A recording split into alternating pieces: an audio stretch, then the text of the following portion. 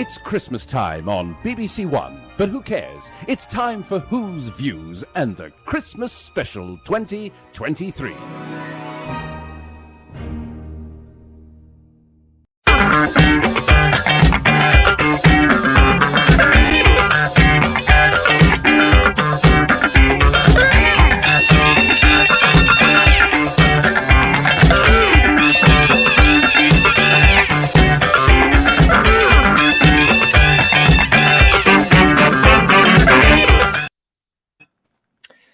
Hello, yes, it's us here at Who's Views. We are live with you today. Happy Christmas here in this Christmas week. As you can see, I'm joined by Brendan, Third Doctor Ian, and Paul. Tabby McTat was brilliant. Hello, everybody. Merry Christmas. Hello there. Hiya. Hello. Merry Christmas. And yes, we are all here, of course, to review the first in reboot Doctor Who, which was the Church on Ruby Road. But before we do that, it would be very, very amiss of us, actually, everybody, if we didn't actually mention the fact that there was indeed some sad news over Christmas.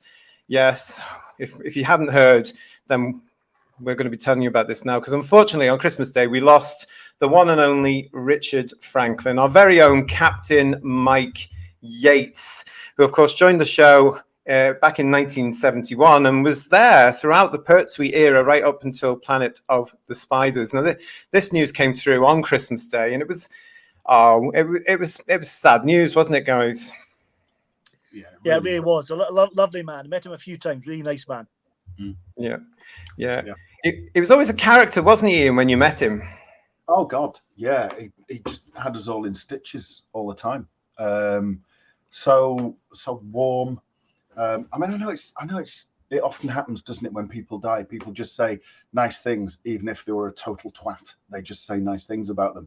But he really genuinely was a really pleasant person.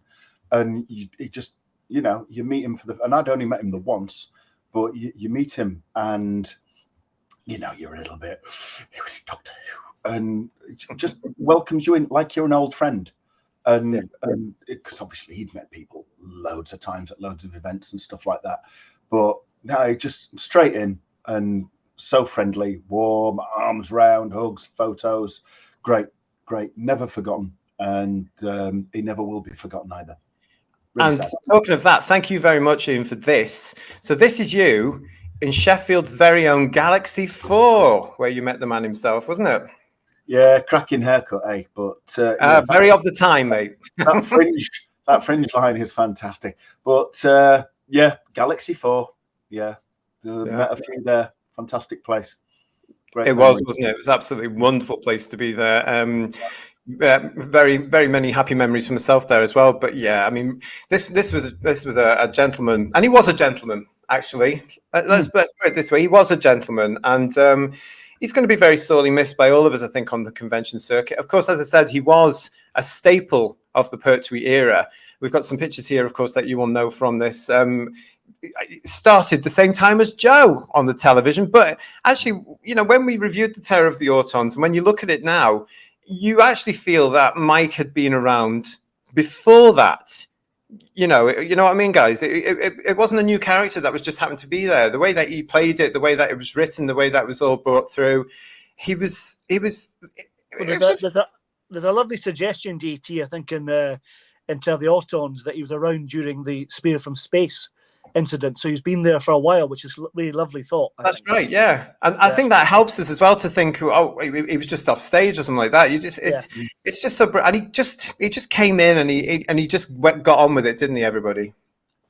He was really lovely. I mean, I've said I met him a few times. I first met him. Well, you probably saw a tribute put up on Facebook by a friend of mine called Liam Rudden, who's recently just done a thing with Keith Barnfather, a revisiting of a interview with John Pertwee he did called Reverse the Polarity. Yes. And he was a really good mate of Richard's, and I met him through Liam, because Liam was a friend of mine. And Richard did a play you may have heard of called Recall Unit, or The Great Teabag Mystery. It was Great Teabag Mystery. As a subtitle. And Liam was in it, along with a couple of other actor friends of mine, and an actor called Graham Smith, who changed his name to Tom Smith, and he appeared in Tooth and Claw in 2006 with the Tennant. So it's an interesting. He played the werewolf character in that. and the alien character and that. So I met Richard through that and saw that show a few times, and John Levine was in it as well. Met him too, and but one of my most great memories of meeting him at the Mount Royal Hotel in Edinburgh at a local group meeting. No one knew he was coming, and he turned up at the meeting as a surprise. Everyone was in shock, apart one fan who didn't recognise him, and he bumped into him on the way to the toilet. But that's another story. But and we'll leave it there on that particular one. We've got Pete. Hello to everybody in the chat that's watching. Nice to see you all. Thank you for joining us. Pete Harrington. Hello, kid. I met him 3 times over the years. He was just so wonderful, and he listened to me. Just a fan. Do you know what? I know exactly what you mean. He had one of those brilliant abilities to just spend time with you and to chat with and perform with you. I don't think you actually tend to get it with modern day actors, if you know what I mean. It's part of their skill and the talent of the old school of the actors to be able to say, this is my audience. And as, of course, we all grew together as well when the show was off the air, something different happened to us all, didn't it? Whether it was cast, crew, or fans, we were all able to come together. And Jack is saying 87 is a great age. I'm glad he knew how loved he was. I'm sure, Jack, he absolutely did. I don't think there's any doubt about that. Of course, there was a lovely tweet from his buddy, Katie Manning, and it was a lovely tweet and a picture of them here. And Katie said, our wonderful, brave Captain Yates, Richard Franklin, has gone on his awfully big adventure. I'm so very grateful I saw him on Friday. Smiling memories and love for him are with me and all of us whose lives he touched and enriched. My thoughts are with his family, which is an absolutely gorgeous tweet there, Katie. Absolutely stunning. And a beautiful picture. Absolutely beautiful picture. So what better way for us to actually start off this show by acknowledging that, because obviously a lot of us met him over the years and we couldn't let that go. So it's our little tribute. As Katie said, that we are all thinking of his family as well, I'm sure. But Richard Franklin, our wonderful Captain Mike Yates, rest in peace, sir. You are watching Who's Views. Merry Christmas to you. We are here in what I like to call, everybody, the limbo week. Limbo week here, because nobody knows what's going on. We don't know what day it is, what time it is. We're full of sprout. We're still trying to make our way through mince pies, but we are here with you now. Thank you very much, everybody, for joining us. It is lovely to see you. Yes, we are now going to turn our attentions to our review of the Church of Ruby Road. And of course, as ever, you all are invited to give us your comments. I'm looking forward to hearing what you say about this. But just remember, here on Who's Views, we offer that very personal one-to-one service where you know you are in a safe space.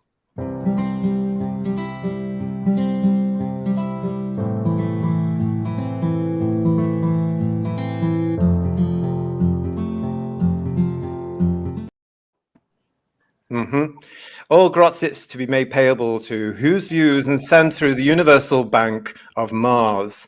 Guys, let's start this. Oh, Pete is saying, do we have to?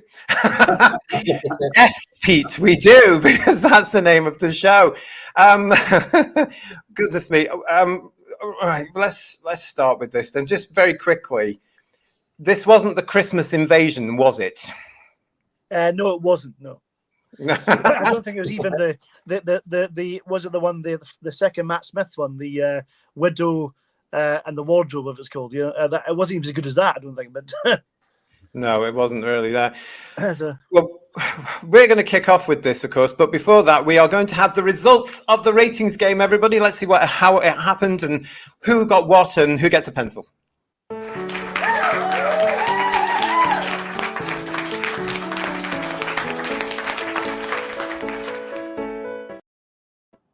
Yeah, well, the ratings are in. We're a couple of days behind now as well. You've probably seen this, but the overnight rating for the Church on Ruby Road was 4.73. 4.73, everybody. I was a little bit shocked by that, and I think most of you were as well, weren't you? Yeah. It's not got any bounce. There's no bounce. I mean, there's 4 specials to discuss now.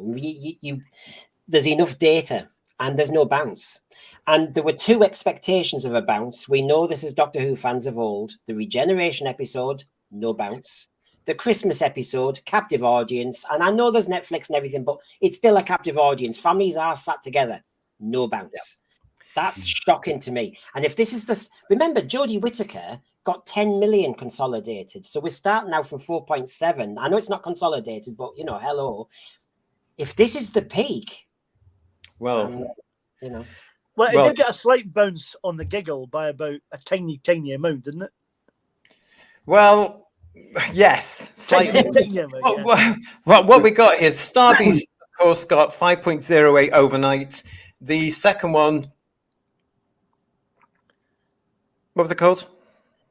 Wild Blue Yonder. Wild Blue Yonder. I keep calling it DW60, and I know that's right.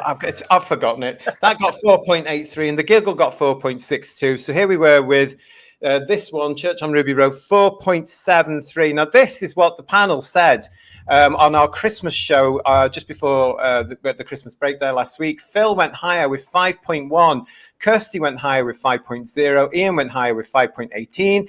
Brendan 5.3. Michelle 6.0. Paul 5.0. And myself with 5.0 as well. So well done to Paul. Well done to Kirsty. Well done to me. Hurrah! And Yabu, sucks to you, the rest of you. But what, in the chat, and we are going to come to you in a minute. In the chat, we had Peter. He said 6.5. Woodhouse 122 said 5.1. Darren Apken went 4.5, so he went lower as well. Simon Anthony 6.5.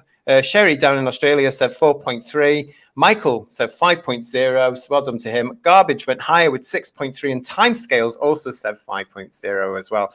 So yeah, I mean, it was very, very odd, this particular one, wasn't it? This was a strange one because I think we were all expecting a bit more, as Brendan said, bounce, which always reminds me of that thing you used to put in your blooming washing machine. Do you remember that, Ian?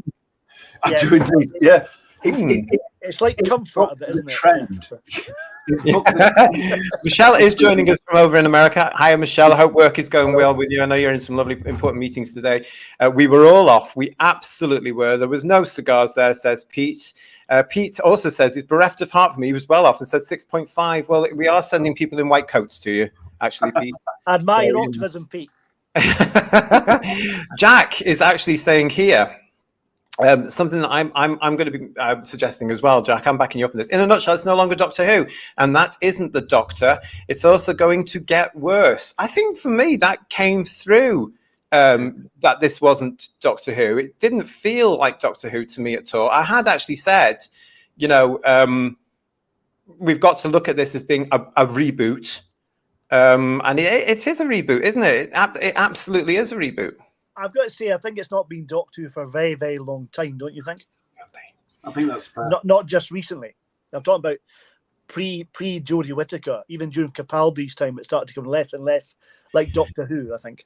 I would hazard a guess that Capaldi was probably the last Doctor Who, because from what you guys and what I'm aware of with the Jodie Whittaker, this isn't even the same character now because they recreated the character's background. So actually, Ncuti is the third in this reboot, if you count the Tennant version as well. It just is very, very weird. David here. Hello, David. They won't be breaking out the champagne on those numbers. Now, strangely, you say that. I think they are, because this is being heralded, believe it or not, everybody, as a success. And I'll tell you why. In the ratings for the Christmas Day 2023 overnight top 10, all based on the overnight figures, the King, His Majesty the King, with his speech, which was shown at 3 o'clock on BBC One only, came in at 5.9 million.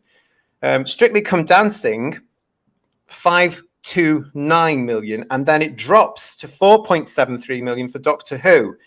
The final episode of Ghosts, which was aired at 1945, got 4.43 million, and then Call the Midwife got 4.39. Now, EastEnders, which is usually very, very popular, of course, got 3.58, and that was being shown at 9:45 at night.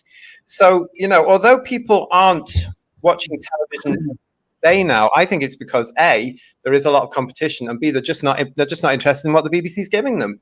And I think Doctor Who was part of that. But also what they're doing is, though, as you're alluding to, is they're trying to make it look like a positive thing. And they keep saying it's the top drama of the day.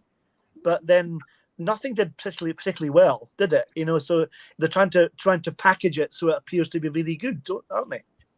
I think they're fudging everything, though, don't you, Brendan?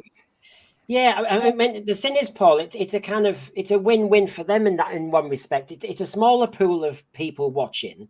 BBC One might be happy that they trounced ITV. I mean, let's put it in their respect, 9-1. In the slot Doctor Who was in, when we were discussing ratings, I mentioned, obviously, Emmerdale's special. Emmerdale's nowhere in sight. Doctor Who beat it. So if I'm thinking like an executive at BBC, I don't think they give a toss that it lost a few 100,000 here or there. It meant BBC One won on Christmas Day. That's it. But that's quite a sad state of affairs, though, if they think under 5 million is a good amount of viewers. Yeah. It's quite poor. If you look back at Christmas Invasion, we mentioned earlier, that got 9.4, I think it was. Maybe it was the Caesar on a crest of a wave. It was doing really well at that point. First Christmas special.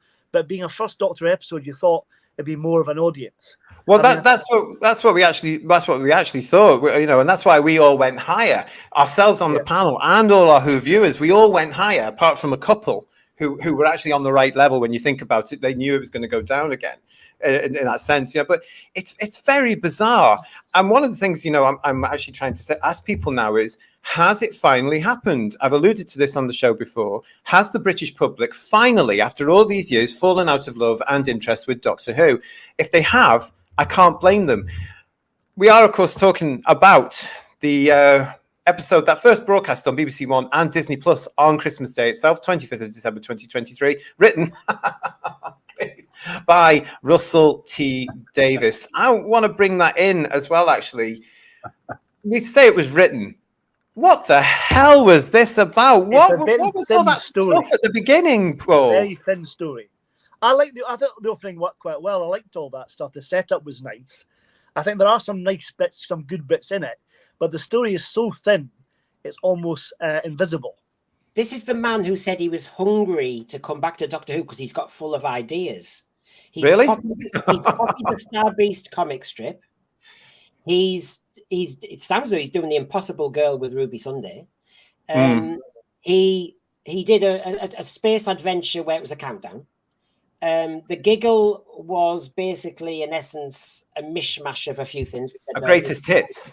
Yeah, the sound of the drums and all the rest of it. And now with this one, we get Jack and the Beanstalk. I just don't understand. I mean, I sat there with my family, and we were all nonplussed. Let's put it this way: there was no energy coming out of the television to us. I mean, as I said at the top of the show, I always remember the Christmas Invasion as being the best for me of that period of RTD, of Christmas stories, you know, Christmas adventures. Although they were all quite fun, but that was the one that seemed to be more Doctor Who-y, if you like, than anything that preceded it. This was nothing like it. And even though I'm coming to this thinking this is a reboot, this is a new Doctor, this is a different character, this is complete. I just didn't understand what it was about. And that whole thing at the very beginning, you obviously know that he's setting something up with this whole thing about the church and the Ruby being left there. And sometimes I get the impression that he's so busy trying to set up threads to be clever for a series that nobody is going to blooming watch that he forgets to write a story. Do you know what I mean? Trying to be too clever. Don't be too clever. Like say, write a proper story with a proper beginning, middle, and end. For goodness sake. We see the discussion now is we've had 4 specials and he's either been tidying stuff up or setting stuff up. When does it start? Well, what's special about them? If I sit down and I want something, and I'm probably a little bit old-fashioned, I want something that is special. I want the glitz and I want the glamour. I want the Morecambe and Wise type special. You know, if it's a drama, I want something like the, I don't know, like the old dramas we used to get. Like, I mean, it was strange that Anita Dobson was in this particular one because that's one of the biggest Christmas specials I remember from all those years ago when her character in EastEnders got the letter. And I think we all remember that because we were all watching that particular one, weren't we? Everybody of our generation will certainly remember that. That was a special, though, because it was all that element. The Christmas Invasion for me was special because it felt like Doctor Who at Christmas, the first time that had happened for a long, long time for us, and the first special we got. But this just didn't feel special. Jack is saying in the chat here, worst debut episode for a Doctor. Worst Christmas special ratings too. Well, there's no denying that, although of course they are now. Pete is saying the writing was poor or so badly relayed to me. It was Doctor Who because there was a TARDIS floating around. It was missing charm, heart, and va-va-voom. Well, that's what I was trying to say. Pete, you've done that brilliantly there. There was no energy from this word. It was just bang, bang. It's like what Brendan was saying. It felt like he was trying to copy what he did with Rose and failed. Bedouia is in the chat. Hello, mate. Great results for the BBC because they had all but bar one of the top 10 shows, but a disaster for ITV. They really need to up their game, really, don't they? I mean, you know, it really was a good one for the BBC. Yeah. See, JT, tactically, remember this is the Christmas special is the 4th in his series so far, and he's teed up. I mean, this is a strategy, apparently. He's teed up Ncuti's launch for Christmas Day. And now we've got a 5-month gap based on a poor peak of ratings. So you think, is this really going to work? And remember, a lot of people say, oh, it's a Christmas episode, so you're always going to get a bit of softness and gentility to it. Well, that's not a good place to launch a Doctor. So I think he's got this wrong. I don't think it was a good strategy to do a soft story to launch a new Doctor. This was no 11th hour, as we've said. I'd prefer the Twin Dilemma to this. I would prefer Power of the Daleks to this. I would prefer The Whole of Unearthly Child to this. Come on. Well, they're all Doctor Who. This isn't. This, I mean, it's like Pete was saying there. You recognise the police box. It had a version of the theme music and it calls itself Doctor Who. I do have to say... though I liked this. I think Ncuti showed promise. Yes. And it's going to be that age-old thing of it's down to the script, because I quite liked where he was coming from. I just don't like where they put him. I mean, what the hell was he doing in a nightclub? What was all that stuff at the beginning? All that soap opera nonsense. Well, I think all that stuff stalking Ruby for a start is a bit suspect, isn't it? Well, what was the point? I mean, answer me this, guys. Ian, where did the goblins come from? Why were they there? How did they time travel? What were they stalking Ruby for? If that was in the show, I missed it. It reminded me, there used to be a program called American thing called Dead Like Me.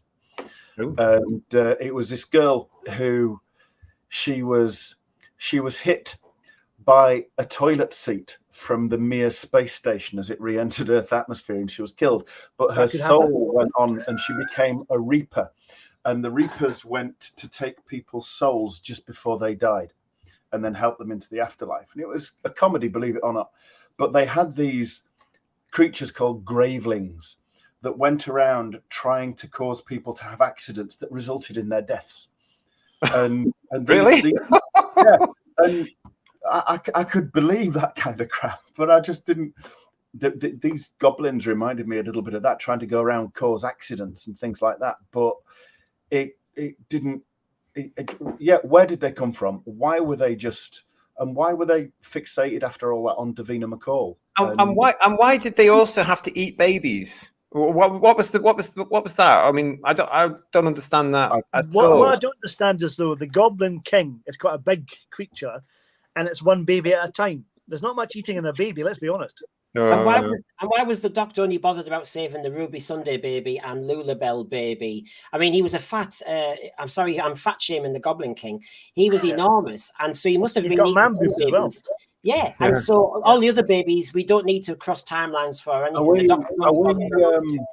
Are we assuming the gender of the Goblin King? We are, because he's a king. Absolutely. Goblin Queen, but that gets very complicated, doesn't it? Well, I'm sure there's enough of them on the circuit that they're all in anyway. Bobby D75 is talking about the crack in the wall is back. Is RTD bringing back the Time Lords? Do you mean the thing in the ceiling? You mean Matt Smith's crack, if want of a better word? It's Ruby's crack as opposed to Amy's crack now. That's how the crack's working. What? Really? I didn't get that, Bob. I didn't get that, lovely Bobby. I didn't get that. Bedouia says the woman at the beginning who leaves the baby is Davina McCall with her hood up. Possibly. Oh, the chat is really busy. Thank you, everybody. Keep it coming. That picture you showed with carrying the baby. It looked like whoever was carrying. Is that a mustache? Could that be? No, it's a baby. No, the mustache. It looks like that person under the hood has a mustache. I think that's I'm feeling very triggered by that character in the hood because it reminds me of the trailer for Jodie Whittaker. Remember? No. Oh yes, yeah. Can you imagine? Yeah. Well, I mean, they may have done that deliberately with all that sort of stuff, didn't it? I mean, it was just, I don't know. It just seemed, and I've used this with this word for the others, and I'm going to continue using it. It was hollow. The whole script was hollow, and it feels to me that he's got to such a particular point where he feels he can't do any wrong. And because he's trying to set up all this stuff that's coming after, which only a minority of people give a damn about, let's face it, because we certainly don't really, do we? And the great British public are going to get alienated by anything that makes them think you've got to watch 9 episodes in order because they didn't watch the Christmas one. You know, they're not. So if they come back in May, what a stupid time to put that on. May for people outside the United Kingdom is when our weather allegedly usually starts to get a little bit better. We're not going to watch it on a Saturday night in May and June. I was watching the news before it came online, and there's a suggestion of a possibility of a May election. Yeah, well, there is. I wondered if that's why they're holding it back to May, because they have a couple of political episodes in the new series that they're going to have showing at the right time, like they did with Aliens of London, I think. Well, that would be funny, Paul, if the Prime Minister decides to go in October. It would be very funny. I hope he does. He can go either May or October. Yeah. So, yeah. That would be quite funny here. Yeah. I don't know. Let's have a look and see what people are saying in the chat here. Kirsty is saying, "Hi, Kirst. I still remember the excitement of the Christmas invasion. What the bleep bleep bleep bleep bleep was this?" Michelle is saying the goblins were underused for as much as they were promoted. That's actually a really good point, weren't they? Because they went and did all that sort of stuff. Meddling funk. Hello to you, mate. The best part of the episode was the tub of heroes I was eating while I suffered through it. And Mark is here. Hello, Mark. Still waiting to find out who the meep meant when he said the boss. RTD just leaves you hanging. It's a cheap. It is, Mark, isn't it? Because he's expecting everybody to go back in the next 8 episodes in May. It's currently December. It's 5 months, and as I say here, if we get good weather, we're off out at weekends. Let's face it. You know, we're going. We're going on holidays. We're going to Blackpool. We're going to Woke Brighton. We're going to wherever we can to get away. We're not really interested in the telly because the pub's open, for heaven's sake. If it's 4.7 on a cold winter night in May, if we're lucky and we get to about 18 degrees, we'll all be out, as you say. Yeah. This is. But can I just confirm something, JT? You tend to have the whispers. Were they thinking of bringing it back actually more Marchish, but something's happened? So I reckon a lot of things have happened here. I think a lot of things have gone on that we don't know about. Some of them you actually saw in this particular episode, because we now know, of course, there were reshoots. Yeah. And what I assumed, and as many of us assumed, was going to be for the 2024 Christmas special, actually in the 2023 Christmas special. So that whole malarkey of that whole thing where the doctor is in the street and the taxi's gone. I mean, that ticked a box there because we had the now essential transgender character in that whole scene, didn't we? That was there as well. So that box. I know why the goblins pulled the plug. Ruby has to get a new lead singer. She's a terrible singer, I have to say, honestly. Well, I don't remember the thing at all. I remember thinking that the scene with the snowman falling off, which was recently filmed and pushed in at Disney's insistence, apparently, made sense. And there was that whole mystery thing. The thing that followed him, though, with the policeman didn't. That didn't make sense to me. At all. Apparently, well, things have happened, Brendan. And I maybe it suits. You might be right with the fact there's a general election in May coming, and there is a political episode, and we do have this embargo coming on political type satire, don't we, and all that sort of stuff. And a general election is coming between such a date and such a date. It could be that, or it might actually be better for Disney to shove it into a schedule for them in May. Who knows? Who knows?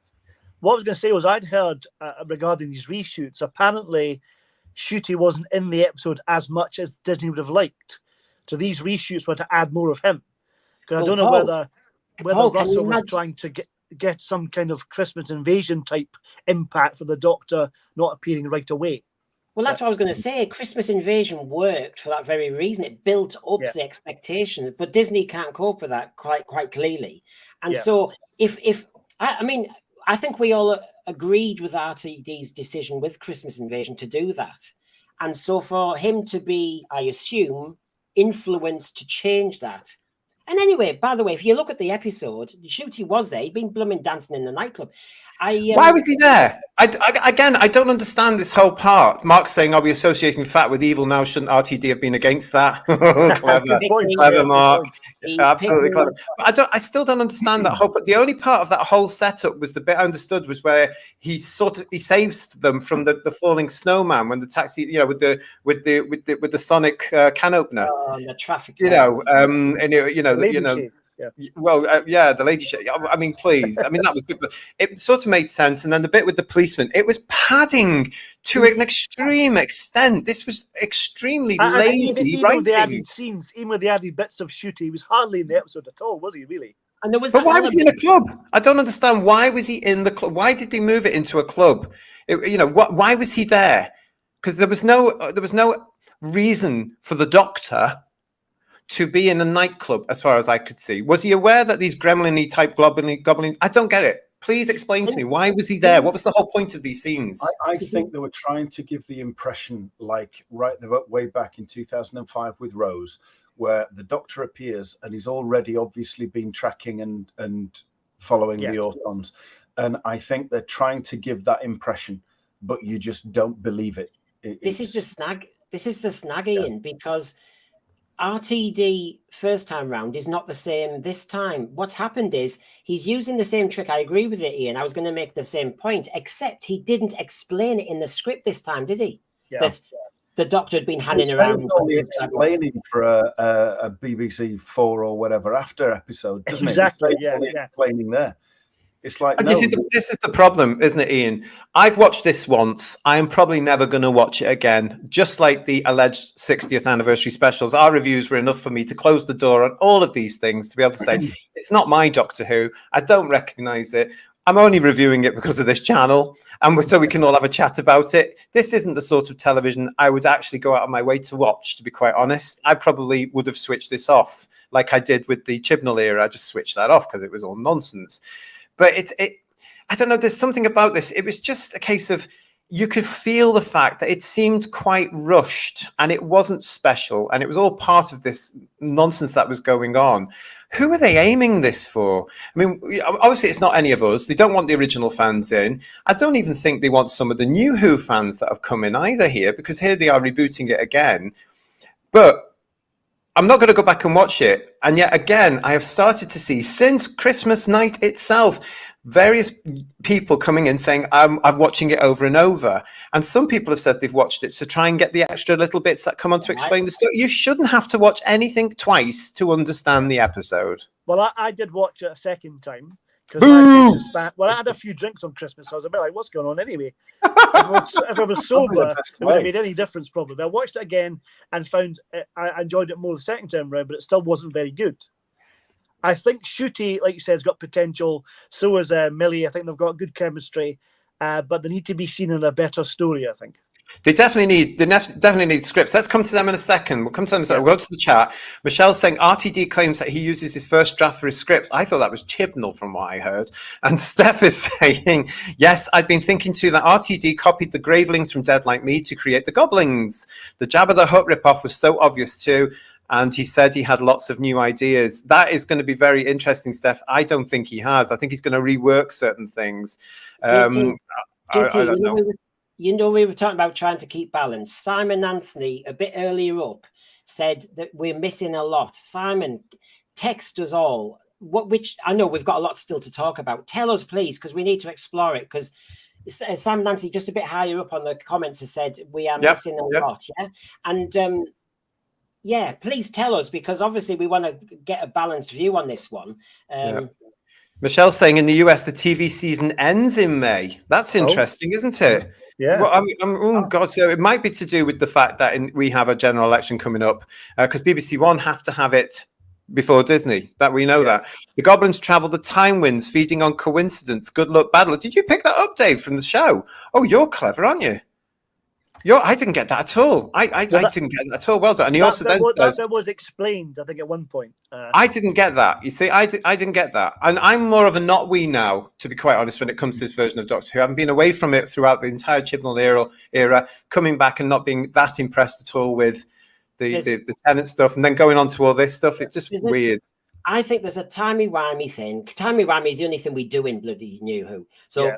I think the timey-wimey thing is we're all supposed to be noticing and discussing, as they are on X, who's Mrs. Flood. I think we're missing the point. I think Mrs. Flood and that woman who dropped off the baby could be the same person. Yeah. And Ruby Sunday is some sort of trap or something. And that's maybe why Ncuti's slightly involved. I think there's something they're trying to do, something like that. I think it's more wrapped up than at the moment. He's sending us all down little wild goose chase. But he's not, is he? He's just confusing and boring us. Stop trying to set things up. Yeah. And just have happy coincidences, if that's the theme of this episode. You know, just get the Go Vidal here is saying, I was surprised the Doctor got emotional when he saw the foster baby. I thought all emotional baggage, time war, lost companions, lost love, i.e. Rose, timeless child. Well, yes, but it hasn't been, has it? And it seems to be doubling down, Go Vidal, doesn't he? Paul, you mentioned, let's talk about the leads. You mentioned the leads before, so let's get onto the leads now, shall we? Well, I think Ncuti, as we've said already, has shown great promise. I think he's got a good presence and he's a good chemistry with Millie. I think that worked really well. I want to see him in a situation where he's more doctory, but he's got some good presence, I think, and I do quite like the Shaft look. That works for him quite well, I have to say. That's probably the best costume we saw him in that episode. But it's interesting, isn't it, how that was a culture shift for us all as well. We're so used to seeing a Doctor in the same outfit. He had about 4 or 5 in this particular one, and yet the iconic one, of course, is that one. This is probably the best we're going to see him in for this whole run of 9 episodes, because at least the silhouette was the Doctor's silhouette, a familiar. I reckon that's been done deliberately for this first episode to all wind us in, you know, to bring us in. Yeah. What did you guys think of Paul, Ian? What did you think of Ncuti and Millie? I mean, I think he's probably the best actor in the room compared to all the others, but I'm struggling to buy into him as a Doctor. Really, it's too live wire. Really, I get this feeling that as it goes on, it's just going to camp up a lot more, and it's not. You know, I've been watching today and yesterday. I was watching Genesis of the Daleks. And you just would not think it was the same series, one's proper drama that has real gravitas with real actors, and then you've got this goblins on a flying boat that nobody else on the planet can see, a huge flying galleon above London, and but he was all right. I was watching it with my wife. She said she didn't mind it. Just as a casual, it's on, I'm watching it. But no, and Millie Gibson seemed to me to be trying to be a discount Clara with some of the witty comments or whatever. But no, I couldn't buy into it, I'm afraid. I mean, that's down to the script as well, though, doesn't it? Know, Brendan, what did you think of Ncuti? Ncuti, well, I liked him. Well, as soon as he got the role, I looked up Sex Education. I liked him in that. I could see he has a lot of charisma and a lot of energy, and doctors tend to do that. Tom Baker, etc. You know, lots of energy, charisma. Fine. I think it's going to be down to the script, because we've discussed on the breakfast show how many times about the uniform or whatever he's wearing, and actually that was all.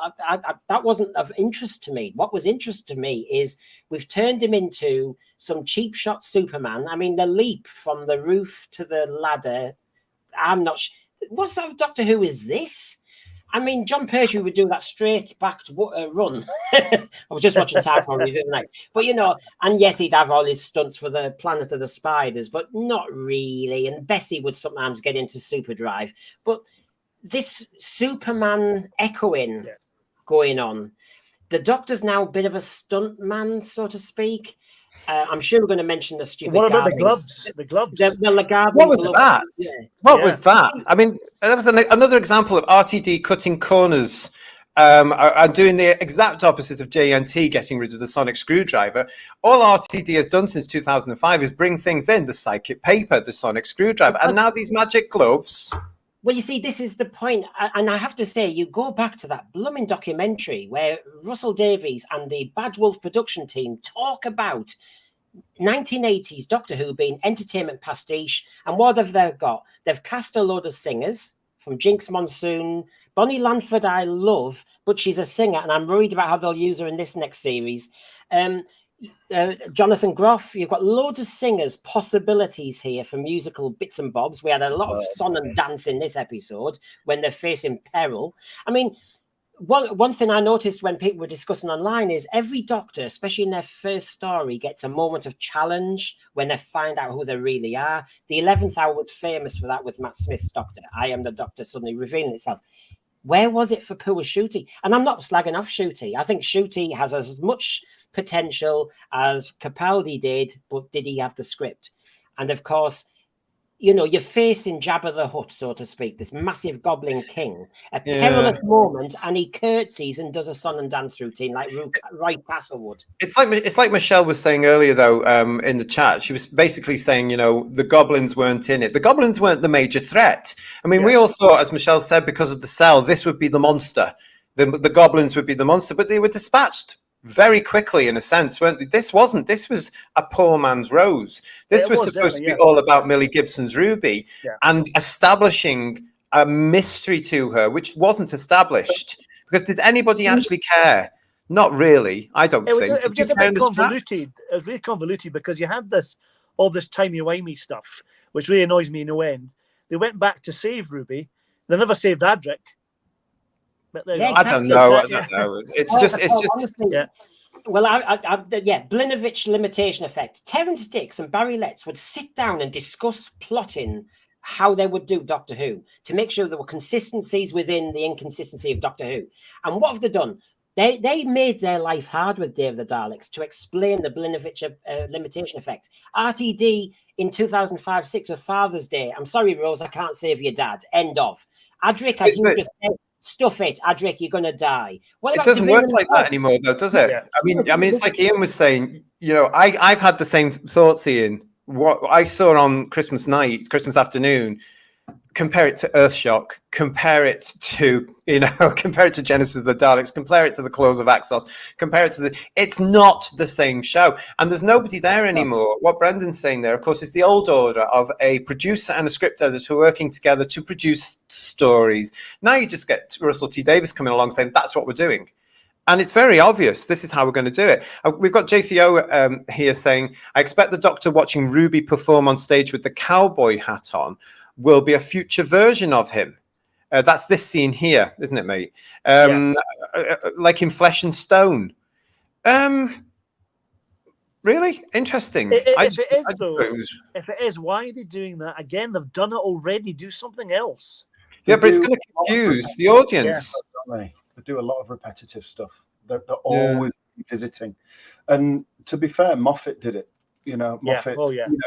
You look at 2 or 3 of those posters from the end of different series of Matt Smith and Capaldi. One, Matt Smith is there holding a knackered Cyberman head. And then the next one, Capaldi's there holding a knackered Cyberman head. There was so much repetition, and that's just one tiny bit of it. They always go back and do it. I mean, you can't even create a female. But not to mention the Ian, the gag about don't check my browser history. They did that gag a couple of times as well. Ridiculous stuff. Mavity got mentioned again.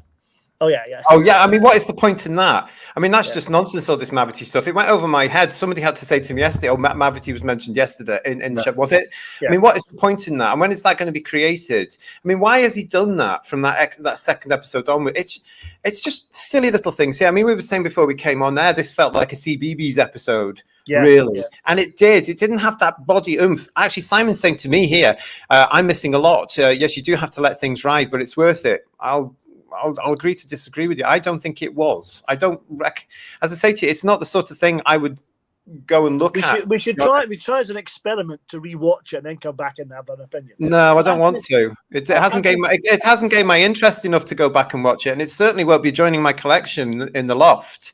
I won't be buying it. I won't even be buying it if I find it for $4.99. It's not worth it. One of the reasons might be because, as we said with the giggle, really, there's no jeopardy. And Michelle has said it in the thread. When there's no jeopardy and there's nobody needing saving from danger, what is the reason we're still left sitting on the sofa watching this? Because people who die live. Davina McCall was saved. I mean, honestly. You couldn't really kill her off, though. There'd be an uproar. It was great that they almost did, though. That was very funny, having accidents and the bang on the head and almost the Christmas killing. I liked all that. This is Doctor Who for toddlers. That's what Michelle's saying here. She's saying it the 20-somethings who are on TikTok, but that's what they wanted to do. In fact, Michelle, just to let you know, that Millie Gibson herself, I think we spoke about it the other night, she was in an interview recently before Christmas where she actually said that she thought the Generation Z lot would like this, but it turns out, guess what, they didn't watch. It's a minority of them that watched the show, because it only got just 4 point. I mean, I don't, who was watching this? Doctor Who used to be for everybody. It used to bring in the audiences, especially on Christmas night. You know, it used to get everybody, and it was accessible to everybody. It didn't go too much into all this sort of alienation that they're doing. I'll make a comparison here. I remember when Twin Dilemma was shown at the end of season 21, there was a gap between Colin's first story and Attack of the Cybermen, and they got a spike of viewers to come and see what Colin was like after that. Maybe Ncuti will get a second chance. People might come and see him in these first episodes. If the scripts are like they are now, though, if the scripts are like they are now, which I think they will be, Paul, I don't think anybody is going to watch that. Ian, what were you just saying there? I was just saying Doctor Who was always for everybody. It was never aimed at a particular demographic. And that's why it survived so long. And now that they are aiming it at a specific demographic, and there is, if it was ever in trouble, the diehard fans would always bail it out. Yes. When it went off the air in '89, it was the diehard fans that followed it through up to the McGann thing and then beyond the McGann thing when that didn't get picked up. It was always that. Now, the problem they have now is a large proportion of that fandom has checked out or is in the process of checking out. Yeah. And will not come back, because you can't say, oh, well, the next Doctor will go back to traditional stuff. It'll be a bloke. It'll be proper sci-fi, because you've got all this bullshit coming before it. And you can't forget that. They can't. You will never get the proper, for want of a better term, might upset some people, don't care, proper fans coming back now, unless you either kill this off for probably about 10 years and then bring it back with another reboot that almost carries it on from bloody Survival and just wipe RTD completely. I think Ian, we have to come to it as fans of a certain age. As I said it before, there are now 3 versions of this show. There's our version, which is proper Doctor Who, 63 to 89. Then there's the reboot Who, which is New Who, from 2005 to the end of Capaldi's time. And then there's what comes next. And, you know, I think it's going to be very unusual to find somebody that can go through all 3 if you're a diehard fan, because it doesn't match up. We are now, as I said at the top of the show, we are not now dealing with the same character. This is not the Hartnell Doctor. You know, the Hartnell Doctor was from Gallifrey. It was a Time Lord. We found that out. It continued for 26 years. We've got this other version now where the Doctor's retired on Earth with a human family. What's that about? Now we've got this spin-off version of him that's separated him, because they've made it so confusing and inaccessible. Jack is saying it's hard to even break this down seriously. It's become so far removed from Doctor Who. I watched some Third Doctor episodes over Christmas as a remedy, and that's not even my era. But it's accessible, isn't it, Jack? You know, and it's when you go back and you can see that. You know, the flavor of the first 26 years, there is a continuity there. Yes, certain things change. The furniture moves around a little bit, but it's still all Doctor Who from 63 to 89. It's still the same show. The irony is that, okay, and I'm not knocking this, but, you know, the media want to be inclusive and diverse. And while they're trying to be inclusive, as we've just said in the thread, they're aiming for niche target audience demographics rather than make a damn good program and people will find it. Don't just aim for little sections. So basically, for an inclusive media, we're not being, you know, we're just selecting people. And, you know, it makes no sense. The irony is rich. Well, it's a bit like what happened in the 80s, isn't it? When J&T started to make it more for the fans, that pushed away general viewers. But what's happening? He's pushing away everybody, because he's, as we've said, it's a small minority he's catering for, not a huge wide audience. Yeah, and we know who he is catering for, because they're all crowing about it again right now, aren't they? You know, all these purple, blue hints, Rinse Brigade lot weirdos with all the labels. It's very, very odd. David's saying to us all here as well, the sound mix in the episode was very poor. Gatwa in particular was hard to hear in several scenes.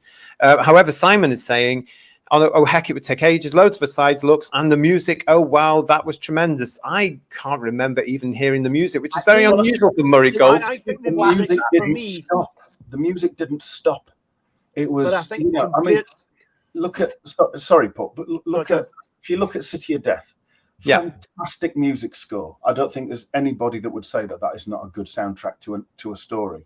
But there's whole chunks of that story where there's no music at all. It's people talking. It's actual drama. There might be a little bit of a tone in the background as some suspense builds up, but it's not there all the time. This was like a few people acting out the odd scene or shouting the odd scene whilst there was a music track playing in the background all the time. It just never stopped, and it was really loud. I think the music for me helped it more than it had when Seigan Akinola was doing it in the previous era, because he didn't punctuate it enough, unlike Dudley did. Dudley was brilliant. I think the happy medium between the two would be great, but I thought the music that Murray had gave it more oomph in the episode that it really needed to sell it more, because otherwise it would be even worse than it was. I know. Do you know what would have helped it? Do you know what would have helped it, Ian? What would have helped this script was another rewrite on it, because it just lacks. And for do they have a script editor? They do. But goodness knows what they're going to be doing. I don't know what they do. But the whole point about it, if Disney are going to be, obviously they're exec producers, they've put in a hell of a lot of money, they're entitled to that, and good luck to them. But it is going to, I mean, we can sort of see this from this episode. This is going to be Disney-fied. It felt like something like a Disney film in a sense, just a very poor one. It did feel that I think the British element wasn't there for me. It's just that uniqueness of Doctor Who had gone. Because of all these people that they've got to prove. But I think if Disney are going to come along at some point and say, we've looked at the first take of this, or we've looked at the first draft, if you like, and we think that should be in there and that should be in there. So they have to go back months later with extra bits written by Russell to shoehorn in. That's not going to help a script at all. No. So why aren't they all signing it off together at the same time? Why aren't they looking at these scripts and going, actually, this is how it should flow, or we would like to see that in there? So you don't have to go back and do these remounts and what have you. It's very odd. Jack in the chat is saying to us, silly Billy, timey-wimey, Docky Who. God, yeah. John Pertwee would be cringing about I think a lot of people that we all know, Jack, would be cringing at what they've done now. Govardal is saying to Kirsty, anything seems possible at this point. Manatee, instant musical numbers, fourth wall, broken historical characters reimagined to look different than they were. I will honestly assert that normally, in normal conditions, Doctor Who is such a flexible format. You can do anything that was listed there. It is. I agree with RTD. Doctor Who is a program where you can really do experiment. However, since the Chibnall and Jodie Whittaker era, we really need to consolidate. We need to find the brass tacks of this program again, the core skeleton of what makes it work. And doing Son and Dance, experimenting with too much fantasy, making it too magical, doing this, that, and the other, now is maybe not a good time for us to actually recognize what is this program. And the casual viewers are trying to work out, is this for me? Is this casual viewers? Yeah. Well, there's 4 million still. Yeah, but you can actually equate that to the 4 million that were watching Chibnall's era. You can actually say that was them. That was the same fans coming back with a couple of us added on, like me, who didn't bother with that. This is not the British public. This is that niche audience they've created. That's them there. There's a couple of points, aren't there? It's 4.7 and consolidated will knock it up a little bit, and then you compare it to where Jodie Whittaker ended around 2 million. And but you can't prove ever that through the consolidated it's the British public. And as I say, we've all seen it now. They've been coming out since Christmas night. All these people coming out saying, right, okay, I've watched it again, and I've watched it again, and I've watched it, and even people like Paul have watched it again to understand what the hell's going on. I will argue. No one can prove to me it's the British public watching this, and I genuinely don't think it is. I think it's over with the British public. The other point I was going to make is Disney don't care, as in Disney, it's global, and I wonder whether, as long as there's Disney money, even the BBC won't care how many the viewers are for Britain. This is the problem. Yeah. And if that's the thing, if there's no quality control of the actual scripts, then we're going to get more and more of this, aren't we? This could be the nightmare that Phil Segal always alluded to had it gone to series. He always said one of the biggest things of his concerns if the 1996 thing had gone to series was all the different chefs and having to please them all, because he was a one-man band who knew what Doctor Who was, but knew it was going to be stretched by that and this person, because the money has to speak and the money has to have their influence in here. I think that's what we're going to see here now. And I if Christopher Eccleston was saying the 2005 series was a mess, goodness knows what we're going to be hearing about this one in the time. But Gore Vidal here is saying quite rightly, it would not surprise me if Let's Do the Time Warp version breaks out. Doctor Who, it's the Rocky Horror Picture Show. That could be problematic. Think about the Rocky Horror Picture Show. They have tried to ban it, I can assure you.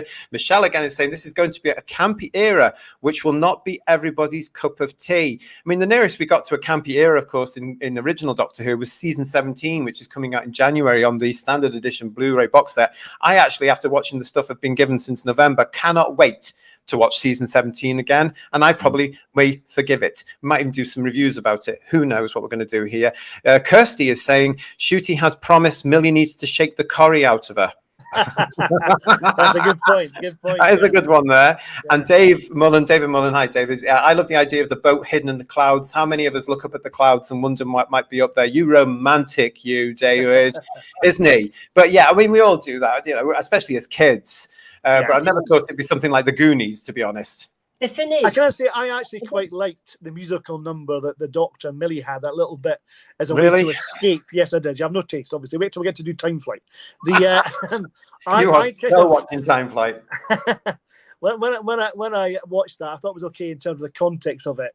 It was fine because it's not a serious episode. It's a bit of fluff, like I said before, but it's not showing the Doctor in the right context because he's not, that's not what it's about. But as a one-off, as a Christmas thing, that was okay. I quite liked it. It was the Doctor coordinated version to try and escape and use the crappy intelligent gloves, which was rubbish.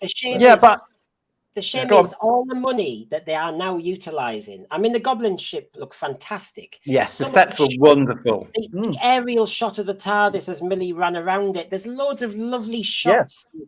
It's so well made. The Goblin ship interior was great. It was beautiful. Absolutely beautiful. Yeah. I mean, the Goblin, I have to say, the Goblin, can you imagine doing the Goblin Kin in the 70s or 80s? There's loads of stuff that's really... To be honest, I think they would have got away with it because that does look like it's come from something from the Colin Baker era, I'm going to say. I think they would have been able to do it. but it's such a shame. I've got to recognise Mel Smith. I'm going to start thinking style over substance, It's very strange what they would... I mean, Paul, you're saying about the number. Now, we all knew that this thing was coming. And as Michelle mentioned, we thought it was going to be bigger than it was because they've done this whole marketing that we mentioned in our Christmas show as well. The Goblin song, it went to #1 in the iTunes charts as well because all these kids pushed it. They gave this publicity of saying, look, they've all got names, none of which were used apart from Janice, of course, in the show. And then it was a bit of an anticlimax, really. And then this whole musical number breaks out. To an extent, I can forgive it because it was Christmas Day, but it's not Christmas Day every year, Slade. It's not really, is it? And, if you're going to watch this in June or July, it'd be interesting to see how that stands out. It's also going to be interesting to see how it dates with this musical number. But God, I have this terrible feeling that we're going to actually get a musical number in every single episode. But when you're saying there, Paul, Ncuti, when he started to sing, I was actually taken aback by thinking, oh my God, the Doctor's singing. We haven't had that since the Pescatons, and it's it's a real it seemed a bit out of character, but this is a new version of the Doctor. And then for his companion, for Ruby to come along and start singing as well, what if she couldn't have sung? It just didn't. I do like the way that the Doctor's looking around trying to suss out how am I getting out of this one now. Yeah. But previous incarnations would have had a conversation. Yeah. So as Michelle they have to have done the skedaddle technique from Trial of a Time Lord. That would have been it. It is very funny. Pete's saying here that the King had tummy trouble. Possibly. They should not have said that about the late 80s. R2D. Yes, we talked about that, didn't we? That must be some of the chat talking about. And Kirsty saying a Buffy musical episode, fine. A series in the series? No. Yeah. Was it singing for their supper? Why the singing? Was it part of a ritual? I don't know, because as I say, I don't even know why the goblins were there. Simon is saying, oh, please save me from the song and the dance. Yeah, it was a bit odd. And Vasco is agreeing with Dave Mullen here. Yeah, the ideas were brilliant. A time-traveling boat above London, great idea. Not sure about the execution, though. It's like a great big cyber king, though, walking over London, isn't it? Yeah. And one of the things, guys, I always find with RTD's scripts, the idea is good, but it's never produced properly. Yeah, he's going for the stunt. His instinct is half there. I'm going to say that. I was more convinced with him before, but he has half an instinct of what will grab your eye or grab your attention for a second. But unfortunately now, there's none of the prep. There's none of the planning. There's none of the context. So it falls apart at the seams. This is drama by numbers. It's got all the bits there, but it doesn't turn into a product. For me, I found it was like halfway through when they managed to rescue Lulabelle, and then all the timey-wimey stuff kicked in. That was the better part of the episode for me when they did all that. But what I didn't like was the fact the Doctor murdered the Goblin King. That was a bit of a character, I thought. Although that was a bit of a tribute to State of Decay, was it? I don't think it was a tribute to anything. I don't think they're referring back to anything. I think Russell has forgotten that he was supposed to be a Doctor Who fan, because I didn't recognize elements of Doctor Who. If it hadn't been for the police box, and that beautiful inside interior of the console room, this could be a completely different show. And that's what we've got to do. I keep saying this. This was a completely reimagined, reworked, rebooted, brand new Doctor Who, and it just sat there like your sprouts on your stomach with your roast potatoes. It just sits there. What? Oh, I was so I really wanted to like this, everybody. I really wanted to like this. I thought, right, I'm going to give this a chance after those 3 things we've just been given for the alleged 60th anniversary specials. I really wanted to like this. And I haven't. I just didn't. It just didn't hit with me. Well, like I said, I liked bits of it, but on the whole, it wasn't great. One thing I will say, and I'm agreeing with Sam and Anthony in the thread, which is if you're looking for Doctor-ish bits, because I was about to say magic gloves. Yeah, the magic gloves, the sonic screwdriver, all of those are cop-outs. I know sonic screwdriver is iconic, however, it's been misused now. But I agree with Simon, the language of ropes element was the only bit where you saw the Doctor being the Doctor thinking. Yeah. And that's more classic Doctor Who. So I agree with Simon on that one. More of that, please, instead of cop-outs and making him into a Marvel superhero. What made me laugh, though, that with the sonic screwdriver, he's talking about how to open the door, and he said a screwdriver needs screws. Really? That made me laugh. See, again, I don't remember that. I don't know about you, Ian, but that's escaped me because I'm too busy looking at it. I'm just too busy looking at it thinking, I wasn't really thinking about this, to be honest. It wasn't involving me. And I think Russell has misjudged the pacing again of this. It's bang, bang, bang, bang, bang. And this is my thing. One of my many problems with Russell T Davies these days is I don't think he is in tune with the British public anymore, and he's assuming too much. And just trying to repeat to the success you had in 2005 is not going to work in 2023, especially when Doctor Who has been in the toilet for several years and drove away its existing fan base and the public. And now he's building on all that. And the pacing of this for me just seemed to be, like as I'm saying, I would have got rid of all that nonsense at the very beginning and got to the story quicker. Yeah. I mean, if you look, 2005 to now, it's 18 years. So you're talking trying to push Unearthly Child or Edge of Destruction on a season that had Leisure Hive and Full Circle and Legopolis and Keeper of Traken and things like that and Warrior's Gate. It's an entirely different audience in a way, and the expectation's different. And if after 60 years Russell T Davies is still trying to work out what works properly and what gels together, then he's in the wrong job. But he does think that he is right on everything, and anybody that disagrees with him just gets shouted down and insulted on quite public platforms. Oh, totally. I mean, he's believing his own legend.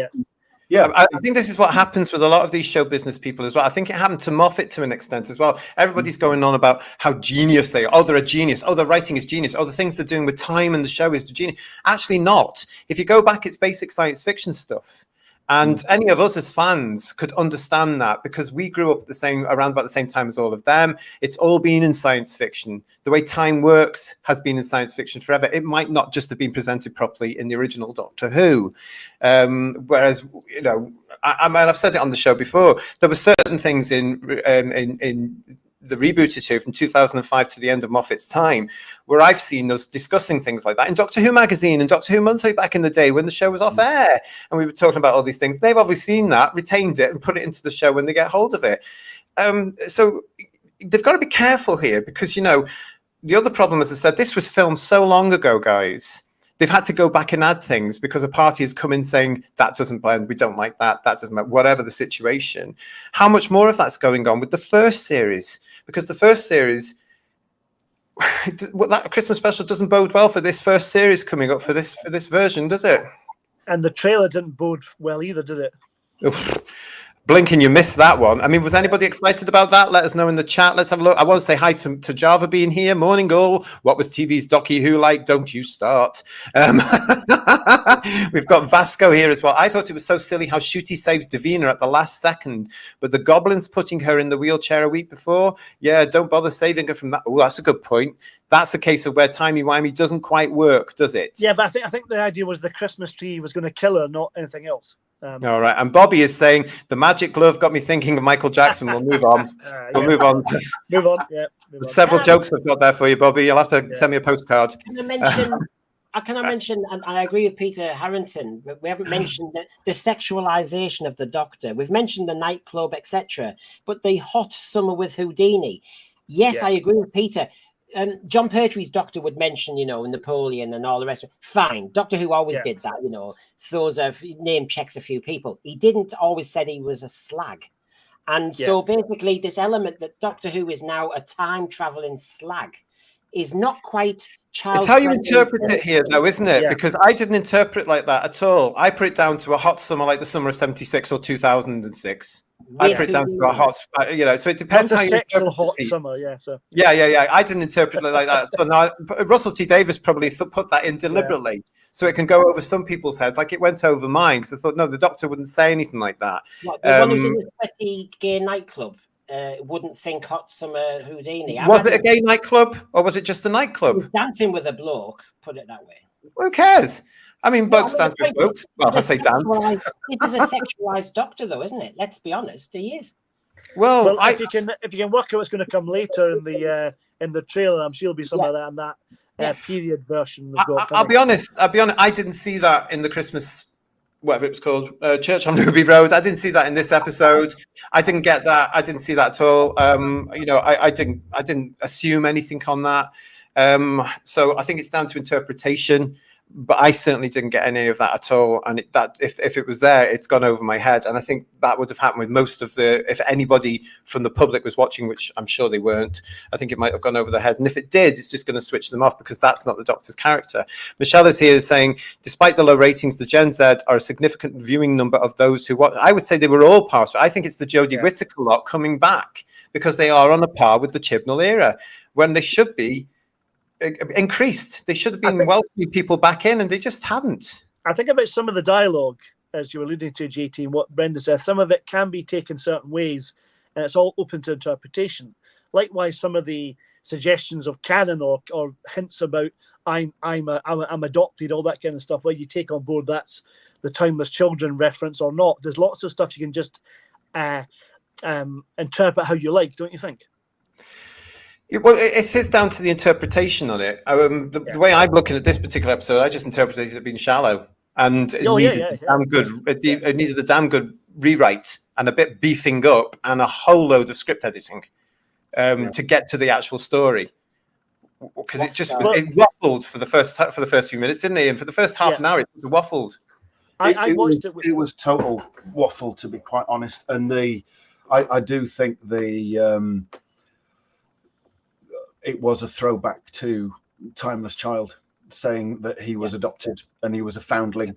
It was exactly a reference to that and nothing else. So that's written into canon. So the Doctor is not a Time Lord anymore and never was. And therefore, it's not really Doctor Who at all, is it? No, it's a reboot. It's a That's total what it reboot. was all about. But Yeah. even going back, I mean, it's been brought fully reinforced into canon, and that's absolutely fine for them. They can have it. You know, we'll meet, we'll discuss them, we'll take the piss because it's fun, but we know it's not Doctor Who, and let them enjoy it. Will be dwindling numbers. I'm with you, Ian. I came off Doctor Who, as you all know, when before Capaldi's Christmas episode, his last episode. That's where I finished with Doctor Who. That was the end of Doctor Who for me. The end of his 12th incarnation. That's it. Didn't watch any of the Chibnall era. Don't care about it. Come back for this mainly because of this show here, and also because I genuinely wanted to like this. I genuinely wanted to believe that RTD was going to do something which would bring back the masses. I don't think that's going to happen. From what I saw over these last 4 episodes, it hasn't caught my imagination at all. It hasn't caught my love for Doctor Who again. It really is. You've got several points to come off the show or come onto the show. You can leave, as I did with Capaldi's last episode. You can come on with Whittaker. You can leave with Whittaker. You can come on with the David Tennant one. You can also leave with the David Tennant ones. You can come on with Ncuti, or you can leave with Ncuti. It's 3 different versions. The only thing they have in common, the fact is, they use the term Doctor Who. There's a police box in it, and there's a variation on the theme music. It worries me, that we have to think that there's this whole canon thing. There isn't, and I would suggest to anybody, don't stress out by trying to make it all fit, because they've made it, as Java Bean here says, they have made it far too pretentious. Yeah. The only thing I thought RTD did well, which is no surprise, is he set the soap opera family up. He set that up well. The detail was there. You had 3, generations of women, and there was some emotion attached to the fostering contrast when the foster mother wasn't fostering anybody. You compared the fridge. There were little bits like that. I didn't need the doctor crying, but that soap opera element he set up well. Where he fell flat on his face was there was no sci-fi. There was no real sci fantasy that made sense, and I have to say, when I saw Unleashed and you saw Jane Tranter sat next to him, and she's the one you said, JT, has kind of told him off over that BBC award. Allegedly. Yeah. Well, allegedly. You watch her sat next to him, and they played the Goblin song to all the cast, and everyone's going, ooh, ooh, ooh, ooh, and all this stuff. And you can just see from faces, there's no brakes on him. There's nobody saying, is this really a good idea, what we're doing here? No. Now, me and you, JT, we talk about the mam test, so to speak. Now, my mum heard the Goblin song. I played the Goblin song to her. She said, why the hell are you doing this to me? So I played her the Goblin song, and I showed her the lyrics. And my mum said, you are kidding me. On Christmas Day? Really? Now, as you know, my mum hates Doctor Who, and she could not believe the lyrics. And I just think, RTD, do you know who you're talking to? My mum is a casual viewer, forced to watch Doctor Who. She can't stand it. She thought the Goblin song lyrics were tacky and stupid. Where are we going with this? Who is he pleasing? Well, that's what I keep saying. Who's he making this for? It's very, very odd, because we don't know. I want to just address Pete's question here. Who now has the final say to cut it? The Beeb, Bad Wolf, or Disney? I'm worried for it. Well, yes, they do. All 3 of them, because they've all invested. It's BBC Studios, Bad Wolf, and Disney. So they all have a say in how the show is produced and run now. Obviously, RTD is the showrunner of not just Doctor Who, but all these alleged other things that are coming off the back of it. So he's the main guy. But obviously, as we've just seen with this, they can all come back and say, we would like a bit there. You've got to go back and do this again. That's a hell of a... I mean, how much stress are they all under here? Because they're not running it the same way as they did before. Yeah, just get it in the can and then move on. Now you can go back at any time because somebody's coming along saying there's a bit missing from that script. You've got to... I mean, that's a lot of money as well to remount. I mean, it's shocking. It's the only part where I try and play a little bit devil's advocate with RTD. We know from the Destination Skaro about the Davros element. And as at the time we all said, how far are Disney going, look, if this is the future project we're investing in, we don't like this bit. He said, I mean, we saw, I can't remember which program I was watching, but I think it's true, isn't it? He said, once they'd chosen Ncuti after the auditions, they had to go and get a final check and confirmation from Disney's execs. And if that's bleeding into RTD's head, we're not going to get the same RTD at all, because he's not the same. as well as the politics, he's going to be going, will Disney like this? Will Disney like this? Will Disney like this? And Oh, will the BBC like this? Yeah, you're right. I mean, but I've said for ages now, I've been saying for a couple of years, this is not the same Russell T Davies. This is a 60-year-old man. He is not the same as the guy he was in 2003, 2004.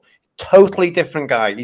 For me, he's unrecognizable. Ian mentioned some of the stuff that we've had to put up with from him in the last couple of years when he's been attacking people who dare to disagree with him. That's who we've got now. This is the man we've had. He's very much that whole part of this stuff.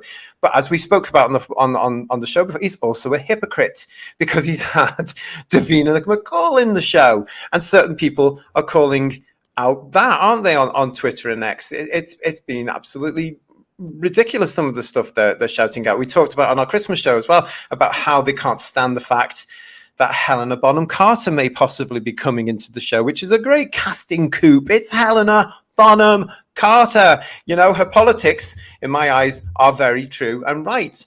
But, you know, there's a case of who cares? She's not bringing up politics into the show, or she shouldn't be.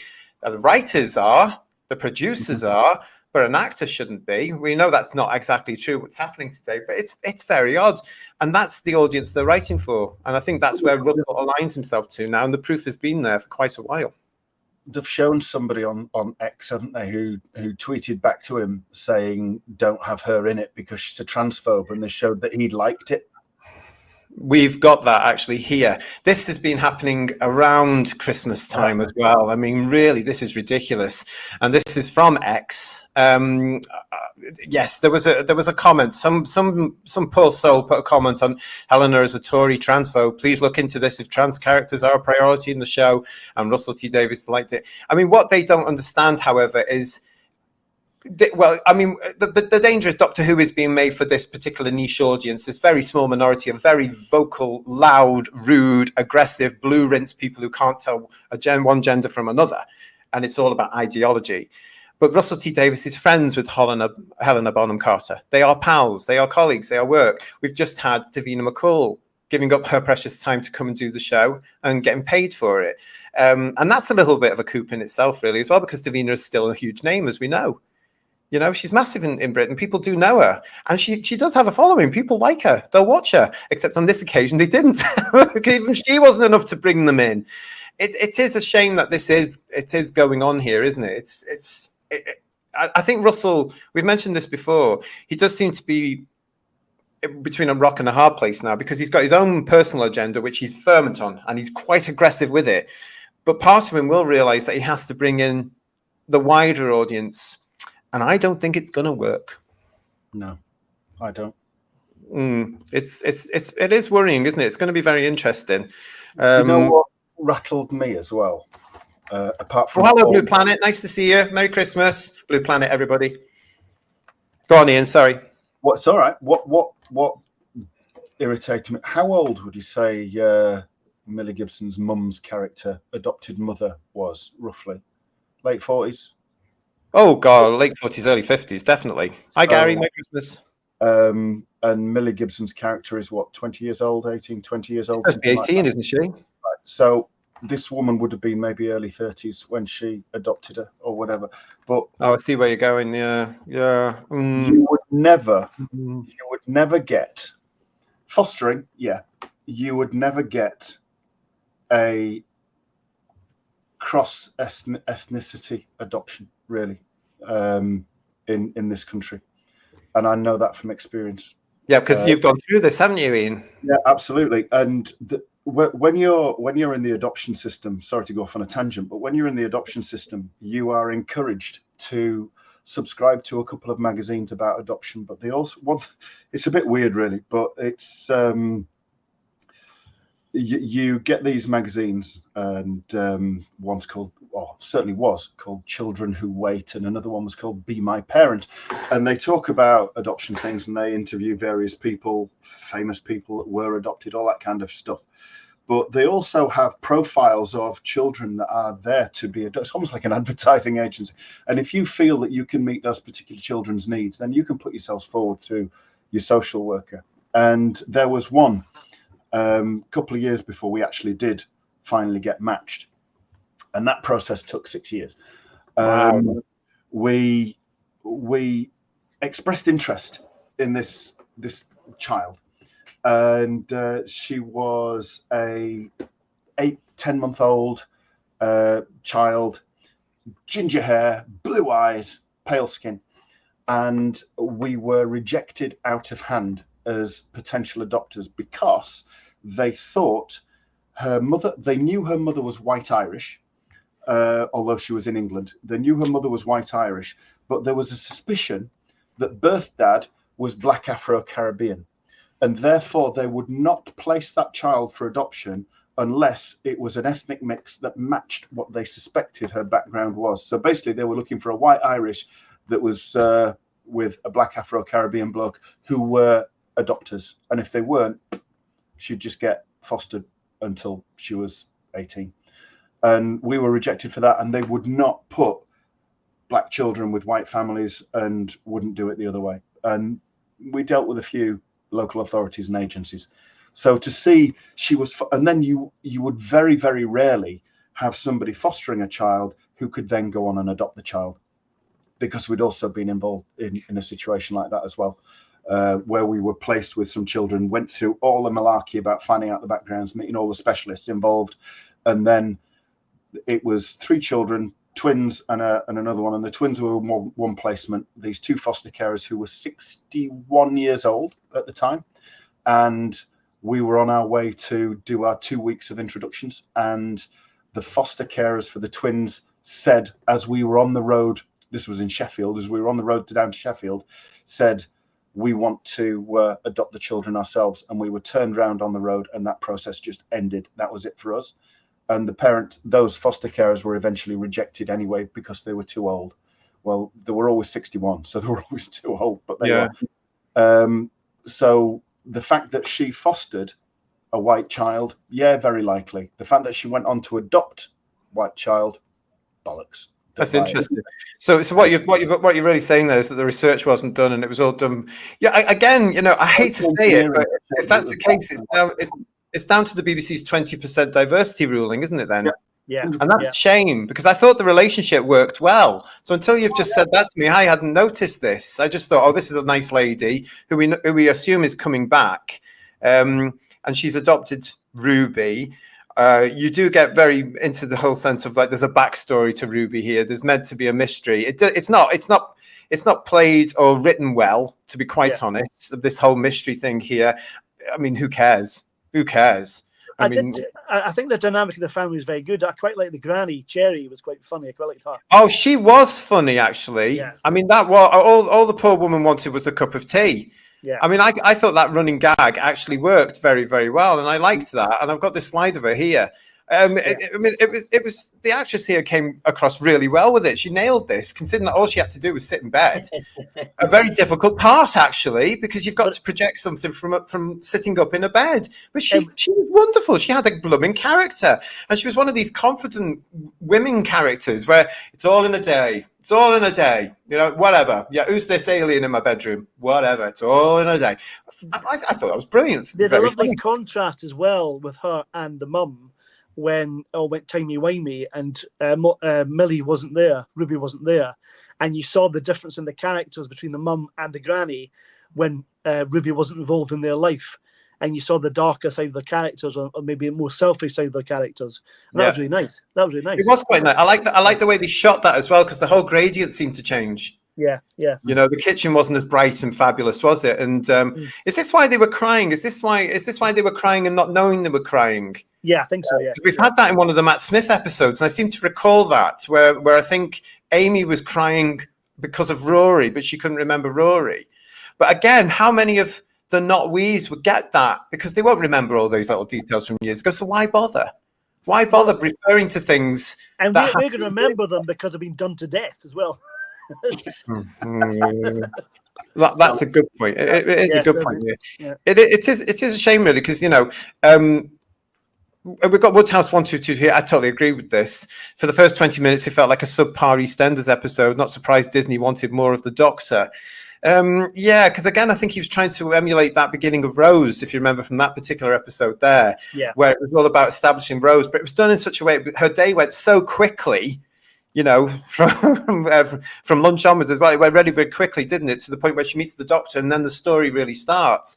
That was missing for me in this particular thing. I think if they cut all that element, Roby's in danger. I wouldn't have even minded a sort of repeat of her bumping into the doctor, and he says, "Bang!" Do you know? Yes, I wouldn't have even minded that, because it just would have brought the story in quicker.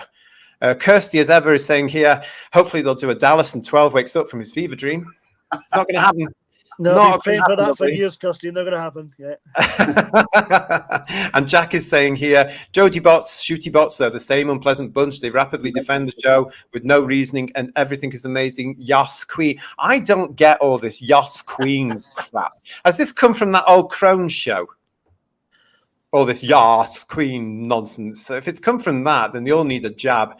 Gary is saying here, Gary, it's lovely to see you. I'm glad you're okay. Day of the Doctor was the watershed. It's been downhill ever since. Well, you know my views on Day of the Doctor. Well, I'd take that over anything now, I tell you. Yeah, I would. I would watch that again quite happily now and shut up, quite frankly. But I'm still going to go back to the 5 Doctors first. We've got Bedouin here saying he's agreeing with Jack and Kirsty on points. If you don't toe the line, you're part of the problem, according to this is what some elements of fandom have brought in, isn't it? And it just really it's not nice. The whole point, sorry, Brendan, the whole point says Sam, the whole point of the Nasty Goblin lyrics was old-fashioned storytelling from 100 years ago. Get that, totally agree with that, but I don't think it was built on properly. I don't think that whole gorgeous element of the old fairy tales and, the whole sort of Grimm Brothers type thing was played on as much as it should have been to show the goblins were a threat. And I'm just going back to the mother test that Brendan was mentioning. On the Christmas show, I was saying I had this theory that my mum would sit down and love these little nasty little Muppets. She didn't. She didn't. And I was sitting watching at the time thinking any minute now she's going to go, oh, this is funny. She didn't. She watched it like this going.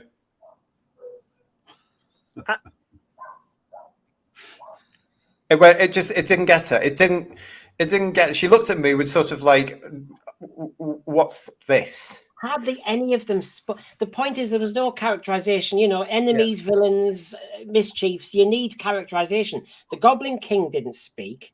And the goblins hissed at Ruby Sunday at one point, but you didn't really, apart from the song, you didn't really get to know what their vibe was.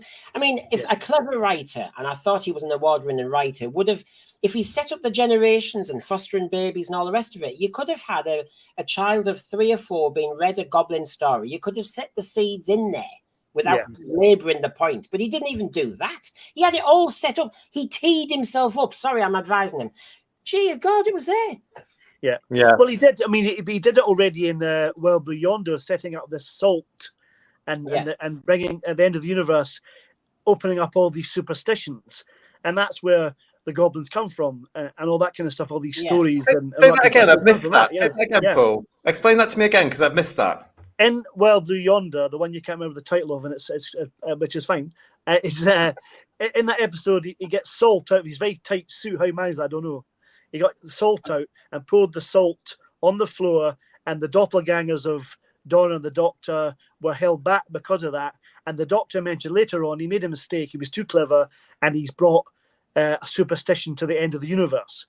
And this is what's made this become what's become. And it's very complicated, I know, but it's not complicated. It's just gone over my head because again, it hasn't been delivered correctly, and I've only watched it once, so that's gone over my head.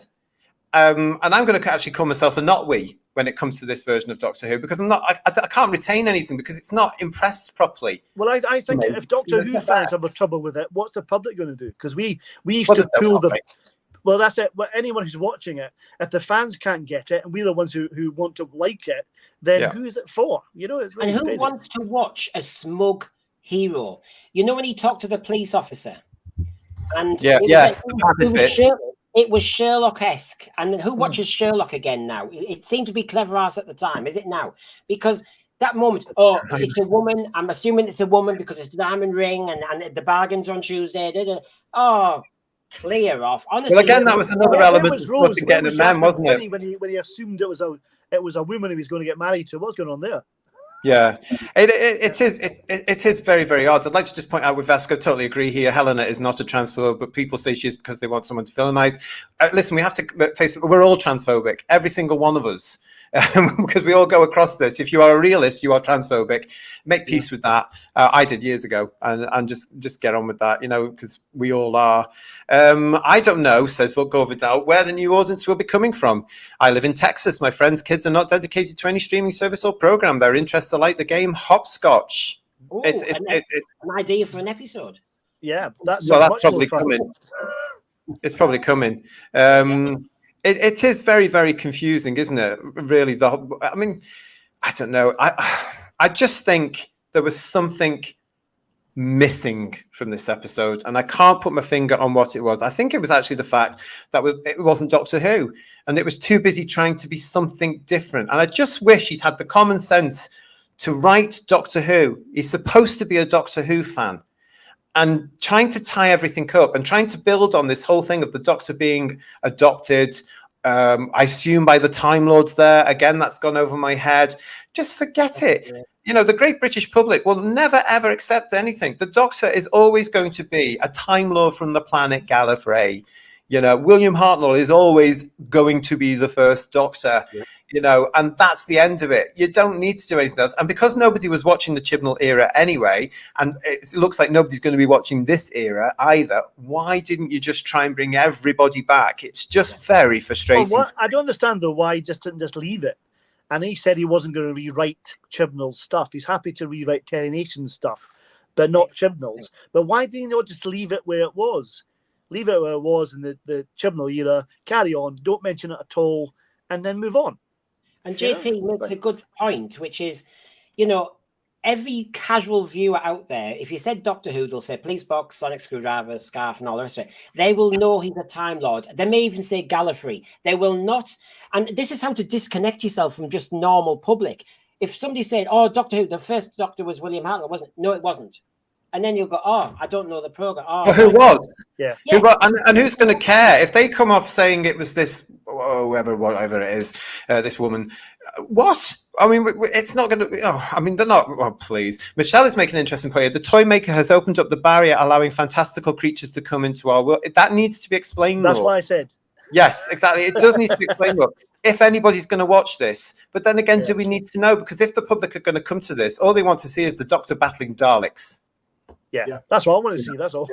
Well, to be honest, so does Ncuti Gatwa. Because I don't know if you've seen this, but before Christmas, Ncuti actually said in an interview, in answer to a question, I would like to go up against the Rani. There's the Rani again. Christ.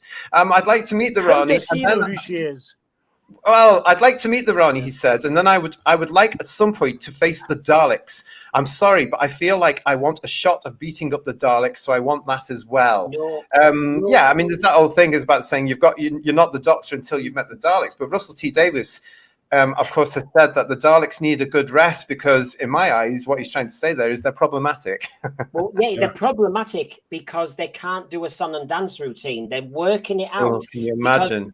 I don't want Ncuti Gatwa against the Daleks till they've really worked out how they're going to wreck them. Because how can you have the perils of running down a corridor? I'm going to go very Planet of the Daleks here. The Daleks are behind you. You're going to have to get up a lift shaft or something.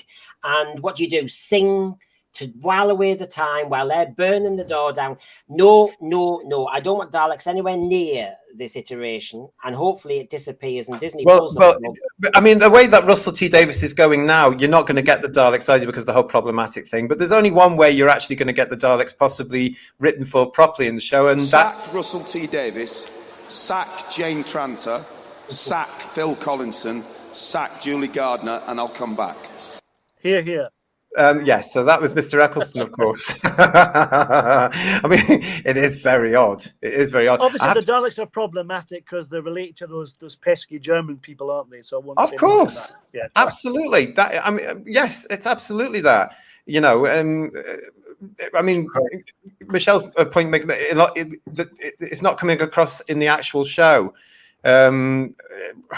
He's saying a lot in interviews and commentaries that it's not coming across. That's my point. Shouldn't be relying on us all going to, I would never do that. Would you do that? It's not common sense. Put it in the show. Just write a script that's explanatory. How many of us needed through 26 of time and space travel between 63 and 89 a backup show to explain the story to us? Yeah. I mean, you just got on with it. Beautifully written, beautifully performed, beautifully produced and directed. You got the story. You might not have liked the story, but you got it. You didn't need a blooming explanation or a commentary for us to be able to say, well, in this point, that's supposed to happen, and that happens off screen, and this is happening. Oh, goodness me. Do you genuinely think on his best day, without any agenda, which is never going to happen, but do you honestly think Russell T Davies could write a Spearhead from Space, a Caves of Androzani, a Terror of the Zygons, a Robots of Death? Do you think he could do that? I don't. No, I don't think he's good enough. He carries himself on being this big hulking Welshman who nobody dare rein in, because he's had some early success, and I think they're all scared of him. If you look at the success he's had, though, it's all modern day drama. I tried to rewatch in the lockdown, the infamous lockdown that we all have in common in 2020. I tried to watch 1999's Queer as Folk. Couldn't watch it because it's so dated. It's dated. Yeah. I tried to watch The Second Coming. Couldn't watch it because it's dated. I then tried to watch some of his original series. I can't watch stuff from 2006 because it's dated. He puts things so much into the now.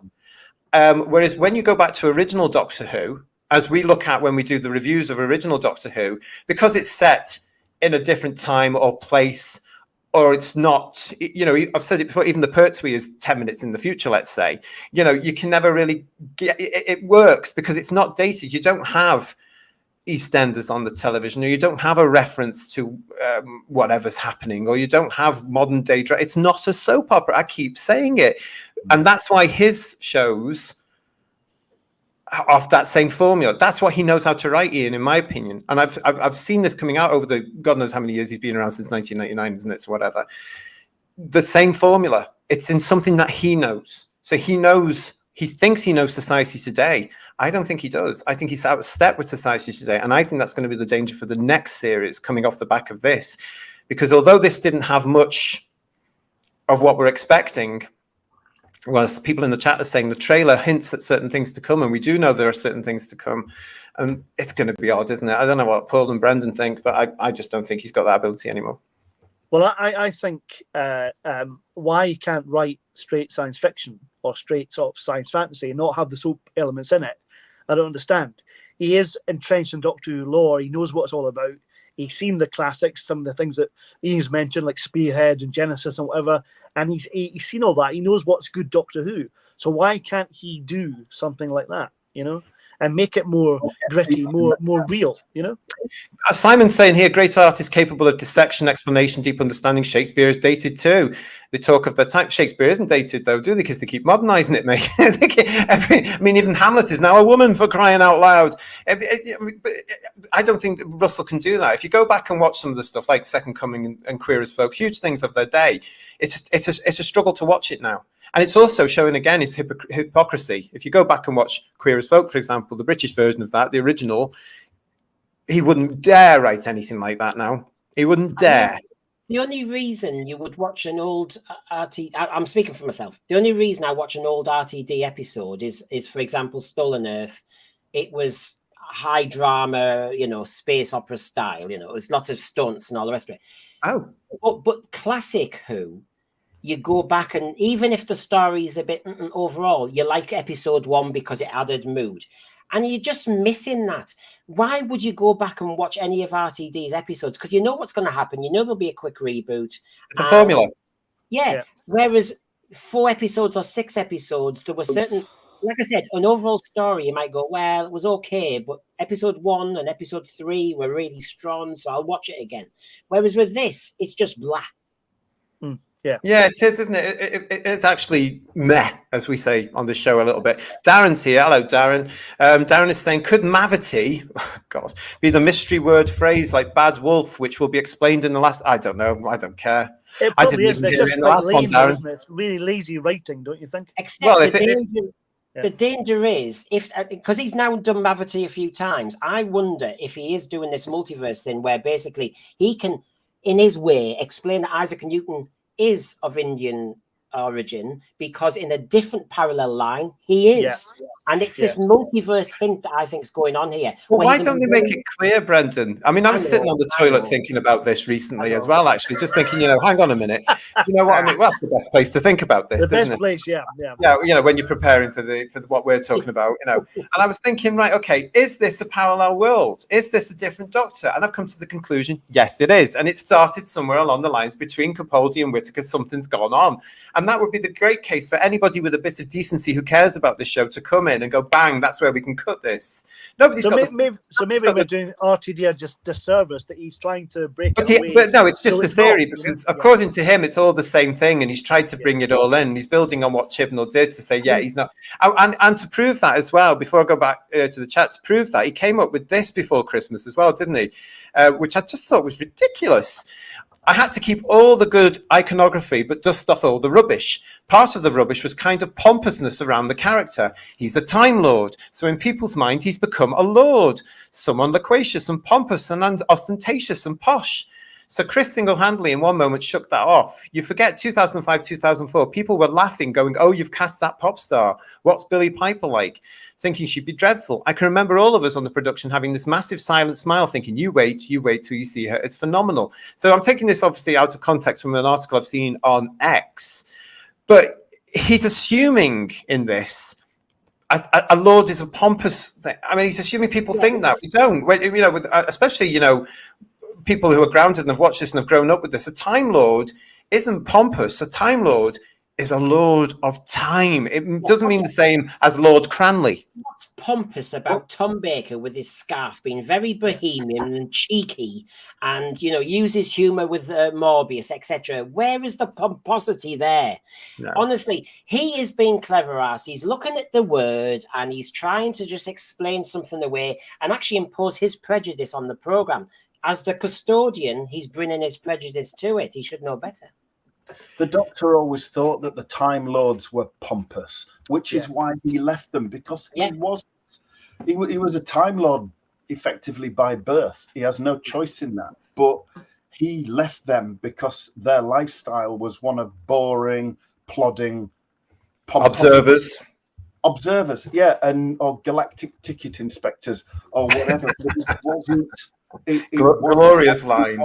It wasn't what he was. And I think though RTD did say this originally in 2005 though, when they brought Eccleston in to be the Doctor, made him really clawed back. It was a basic costume, nothing flamboyant.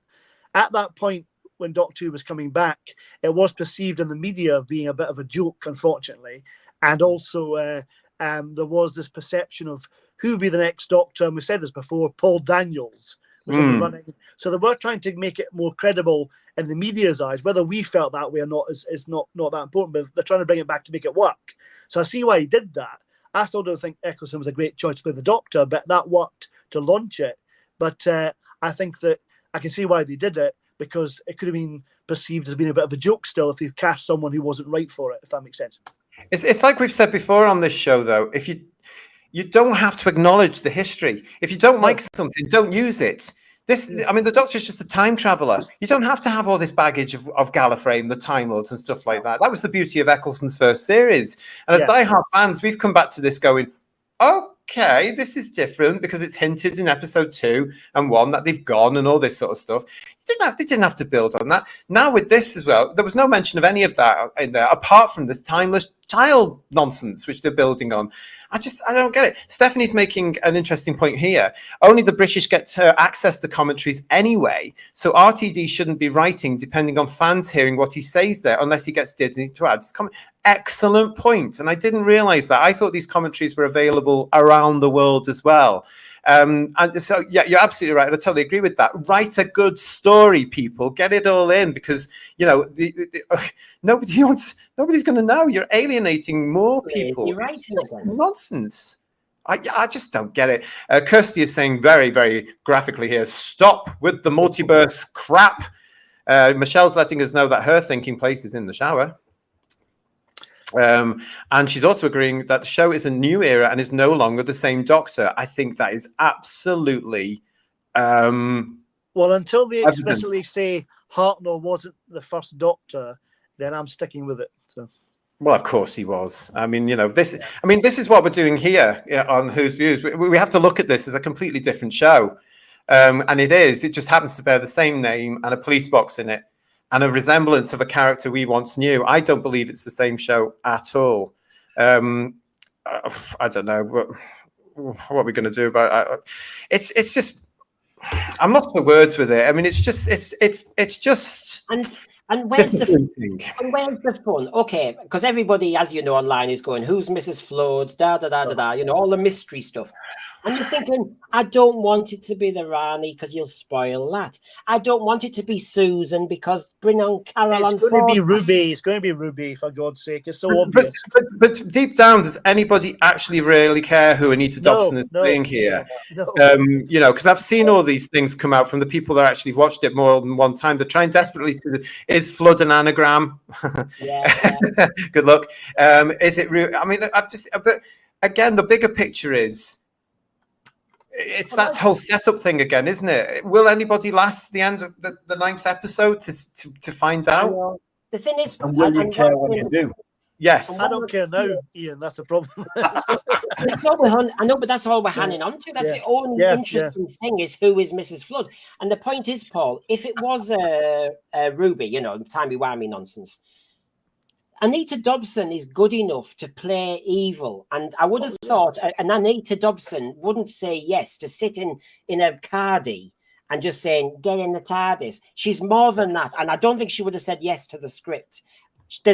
She's in this for 2 series, and she's either the Valeyard, she's something. I know. I don't want these to come back because let make a new character, for God's sake. Forget the Rani, forget the Master, forget the Valeyard. Somebody new. For God's as far as I was aware, they wouldn't have been able to use the Rani because there were complications with the copyright issues. Because the BBC doesn't own the Rani; it's Pip and Jane Baker. God love them. Fans forget that characters are owned by the people that created and written them. Like Omega belongs to Bob Baker.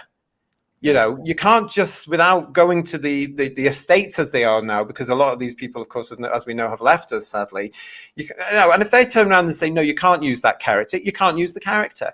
So this is why, Doctor Who should always keep moving on. It should be bringing in its own characters, And at the moment, the majority of the new ones are owned by, let's face it, Russell T Davies or Stephen Moffat. That's it. Yeah. It's interesting, but I don't understand why people don't understand all this. I don't know, just maybe it's my background. I just want to point out as well, we were talking about Ncuti Gatwa and Millie Gibson in the show and their performance. It has gone. I mean, this one it's a brand new series. We know this is on the horizon. It was interesting to see that some of the British papers heralded them as an absolutely fantastic pairing. As you can see here, there's some of the headlines here. Gatwa, a joy to watch and delightful launch of new Doctor. The new Doctor dazzles and silly, brilliant battle against the goblins. All swinging, all dancing. This athletic new Doctor has thankfully left behind the weary, wokey preaching. I don't think that Christopher Stevens there in the top left of this slide knows what's to come. Because I don't think we have seen the end of weary, wokey preaching. What do you guys think? Well, I didn't think the Christmas one was particularly preachy compared to the previous 3 we've had. Oh, God, But like you, I think what's to come will be worse than we've had, probably. But well, as you said, Paul, and you were right, I haven't even bothered. You normally would look at the trailer and you'd analyse it. I can't be bothered because there's nothing there. Yeah. Well, I've done the fan thing. The Tractators are back in episode 2 or something. That's what those slugs are. But apart from that, We've got Woodhouse 122 here saying, guys, I don't know what was worse on Xmas Day, the awful special or finding out that Richard Franklin had died. Well, I think it was Richard Franklin, really, isn't it? Right? Peter's saying here she's the Ronnie Corbett in the sky. Another huge talent from Britain that we've lost. Michelle is saying here that they can't do new characters, and she's also adding the rumor that the Valeyard is coming back as a side effect of the bi-regeneration. Oh my God! Please stop reminding me of all that nonsense. Ruby's a segment.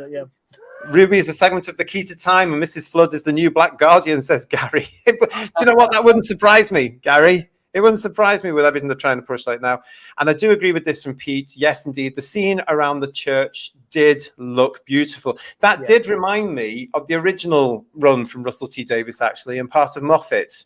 I mean, there's no doubt about it. They have surrounded themselves with some lovely talent on this show. It's beautifully filmed. The set design is wonderful. These people are working very hard. I'm just going to say it's such a shame that they have to work on such awful nonsense when they're given a script like this. I think that can be said for the previous era, because the Chibnall era looked great. They did. Great sets and that, some great costumes, but the scripts let them down really, really badly, and some of the acting, obviously. But it just showed that you couldn't polish a turd, didn't it? Exactly. No matter how hard you try. Yeah. I mean, you can't roll it in glitter, though, apparently. So it's nice. it's nice in a sense, because we get to see the fact that there is some great talent behind the scenes out there in our industry, and that's wonderful. I just wish they were able to be given something that isn't as weak as water, basically. It's going to be. Go on. Sorry.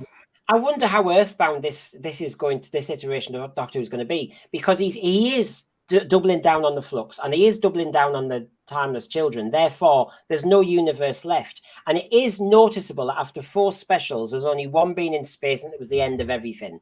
And I quickly looked at the trailer. We're not in space much at all. Do you know why? Because it's problematic. This is one of the reasons RTD, I'm theorizing, has come out saying we're taking the sci-fi out of this and it's going to be more fantasy-based. Because if you look at what we've got, we've mentioned it before, the Daleks are problematic, the Cybermen are problematic, war in space is problematic. Oh, this could offend somebody, and that's what they're trying not to do. And also the brilliant thing for him about setting everything in modern-day Earth is he can put every element of his agenda in. We're going to have the obligatory trans character. We're going to have more of what we know about coming through. I mean, and it's not going to be done subtly. It's not going to be done subtly, I don't think. It's going to be very on. It's going to be very. Well, the clip from the Regency episode with I've forgotten is it Jonathan Goff who's in that? Yes, yes. The scene with him and Ncuti facing up looks like they're going to dance together. Maybe there'll be the Doctor kiss coming at that point.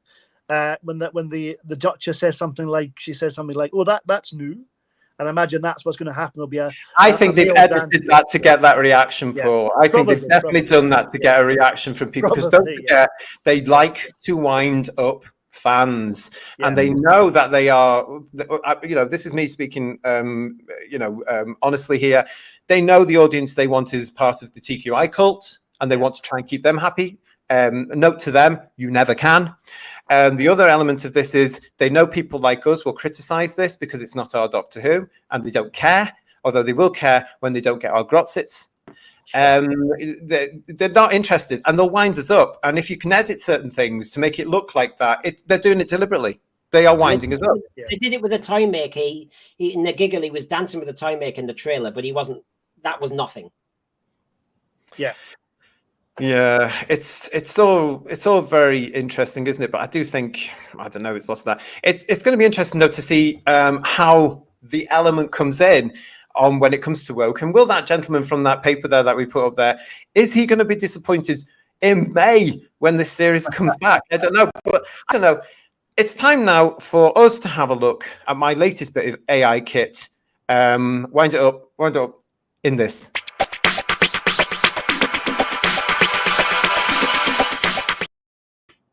Okay, so if you don't know what this is about, this was introduced for the 60th anniversary specials. And this is, again, thanks to my Uncle Sydney for bringing together this hugely expensive piece of AI that he built with sticky back plastic and some elastic bands over there in a bucket. And very, very excited about my Uncle Sydney making this for me because, of course, this is the Wokeometer. And now what happens with the Wokeometer is the Wokeometer has watched the episode. It complained, it popped me a postcard through this morning, but what it does is it measures out each episode of new Doctor Who and measures out the woke element in it. So yes, here we go with the Wokeometer now, everybody. Remember that the Wokeometer's word is law. It watched the episode and it's measured out of 10 how woke the church on Ruby Road was. Here we go. Push the button.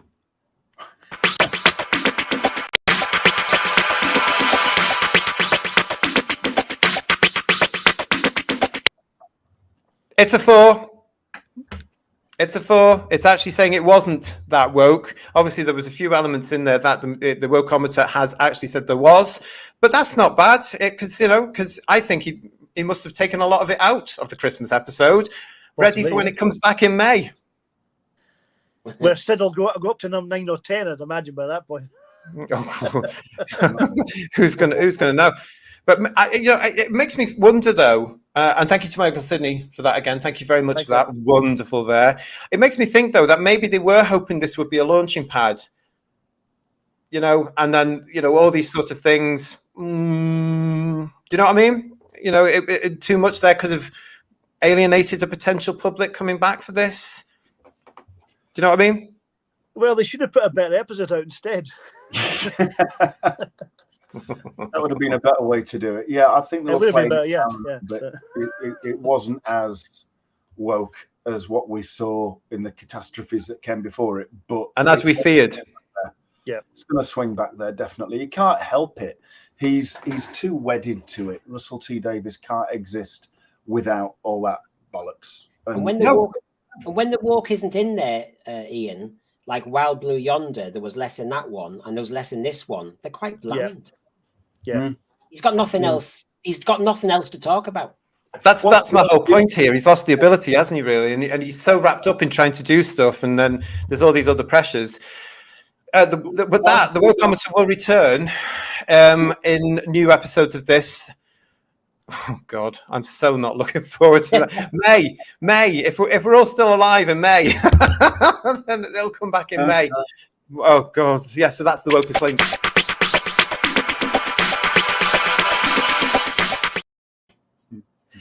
Coming up still on this edition of Who's Views Reviews, we are going to be asking for your scores on the TARDIS doors. So start having to think about that right now and putting them into the chat, please. We'll be coming to the panel to look at those very, very quickly. I just wanted to add some of the other elements that have come out over Christmas that were in the media. And there was this element here from The Guardian, which was interesting. Ncuti Gatwa says, I know many a gay man who's exactly like the Doctor. Really interesting. So this was tying in here with this whole scaremongering aspect, I think, that they've got about the Doctor possibly showing his homosexual side. It says here, Christmas and Doctor Who are inextricably linked. And now with the return of showrunner Russell T Davies kickstarting a brave new era for heroic Gallifreyan wanderer, we're getting our first proper Doctor Who Christmas special since 2017. But what makes Christmas and Doctor Who such a good fit? I think family, says Ncuti Gatwa, the man playing the newest incarnation of the Doctor. Doctor Who, Christmas, they're both institutions that revolve around family and coming together. They just go hand in hand. I mean, it's Christmas Day. You get to sit down with your family, watch Doctor Who and go on an adventure through time and space with a crazy man in a box. Now, that wouldn't be problematic in any normal day and age, isn't it? He's said what it actually is there. He's hit the nail on the head. But then it goes on to all this sort of stuff, and it says the Doctor has a particularly fraught relationship with Christmas. Their origins are, frankly, a mess of contradictions, and Gatwa's 15th Doctor is now having to contend with the fact that he's not even Gallifreyan. He probably has quite a funny relationship with Christmas, says Gatwa. It isn't joyous for everyone, and the Doctor is quite lonely. I think the Doctor has a loneliness, a sorrow, a sadness that they try to fill with chaos and mischief. So I think they have quite a love-hate relationship with it. Yeah. Big yawns. Yeah, bearing in mind that was from The Guardian. Yeah. Male presenting person and in a box. Yeah. Obviously the production office didn't sign that one off, did they, really? I just thought, it was another one of those elements that's been around over the last little while here. Excuse me, over Christmas period. That's what we got here. Oh, Gary is saying here, watch out for a Doctor as the Gay Cavalier episode. I mean... Yeah. You can't hide anything now, are you, really? It's just crazy. Right, so scores on the TARDIS door is coming up. I don't know where Brendan is, but we've got that coming up there. The scores on the TARDIS door is coming up. It's out of 10, if you haven't seen this before, out of 10. So put your marks into the chat there. I see Michelle's already done hers. We are coming up to that. Out of 10, please, your marks on the TARDIS door. So let's get on with that now.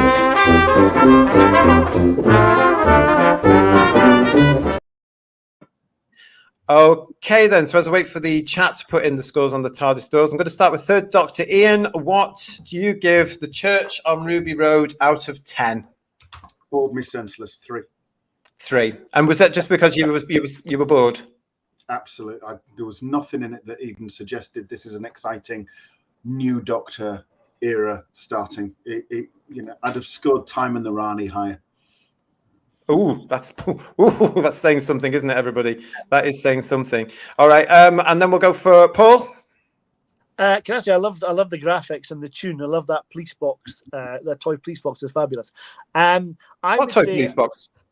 In your titles for the scores on the doors. Oh yes, the Dennis Fisher. I think the episode. Yeah, I like that. Yeah. No. The episode a bit like Ian. I was a bit bored. I watched it again. I enjoyed it second time round, but it still was a bit meh. When my wife and I watched it, we came away saying it was very empty, not a lot to it. And I did like Ncuti and Millie, so to give them the benefit of the doubt, I'm going to give it a 5. Right. Brendan. Normally my scores are a little bit higher than everyone expects. This one, maybe not. Look, I don't care whether there's a good context to the family. That's not the Doctor Who I'm talking about. The Doctor's character's not been established yet, and maybe I don't like where it's going. I don't care whether it's got great style and budget, but where the hell was the plot? 2. Wow. Okay, we'll go into the chat. So 2 from Brendan there. Michelle is giving it, I didn't doubt this, she's giving it 8 out of 10. I imagine that Michelle actually just enjoyed it for the sake of enjoying it as well, because that's how lovely Michelle is. So good for you, Michelle. Thank you for that. Jack is also saying, can we look forward to a possible reboot in 2040? No. If Doctor Who is still around in 6 years' time, Jack, I will be very, very, very surprised. And I'm saying that because they've got the budget for at least 4 years going on, haven't they? And they're filming now. We know they are filming series 2 of Ncuti right now. Allegedly, they're doing something else with him in 2024, which will be his 3rd, possibly. I think. And his last. Yeah, I don't think it'll have any longevity after that, just because of how the British public are reacting. But we will see when it comes back in May. Okay, let's have a look. That's just me. There you go. Pete is saying 4 out of 10. Simon is saying 7 out of 10.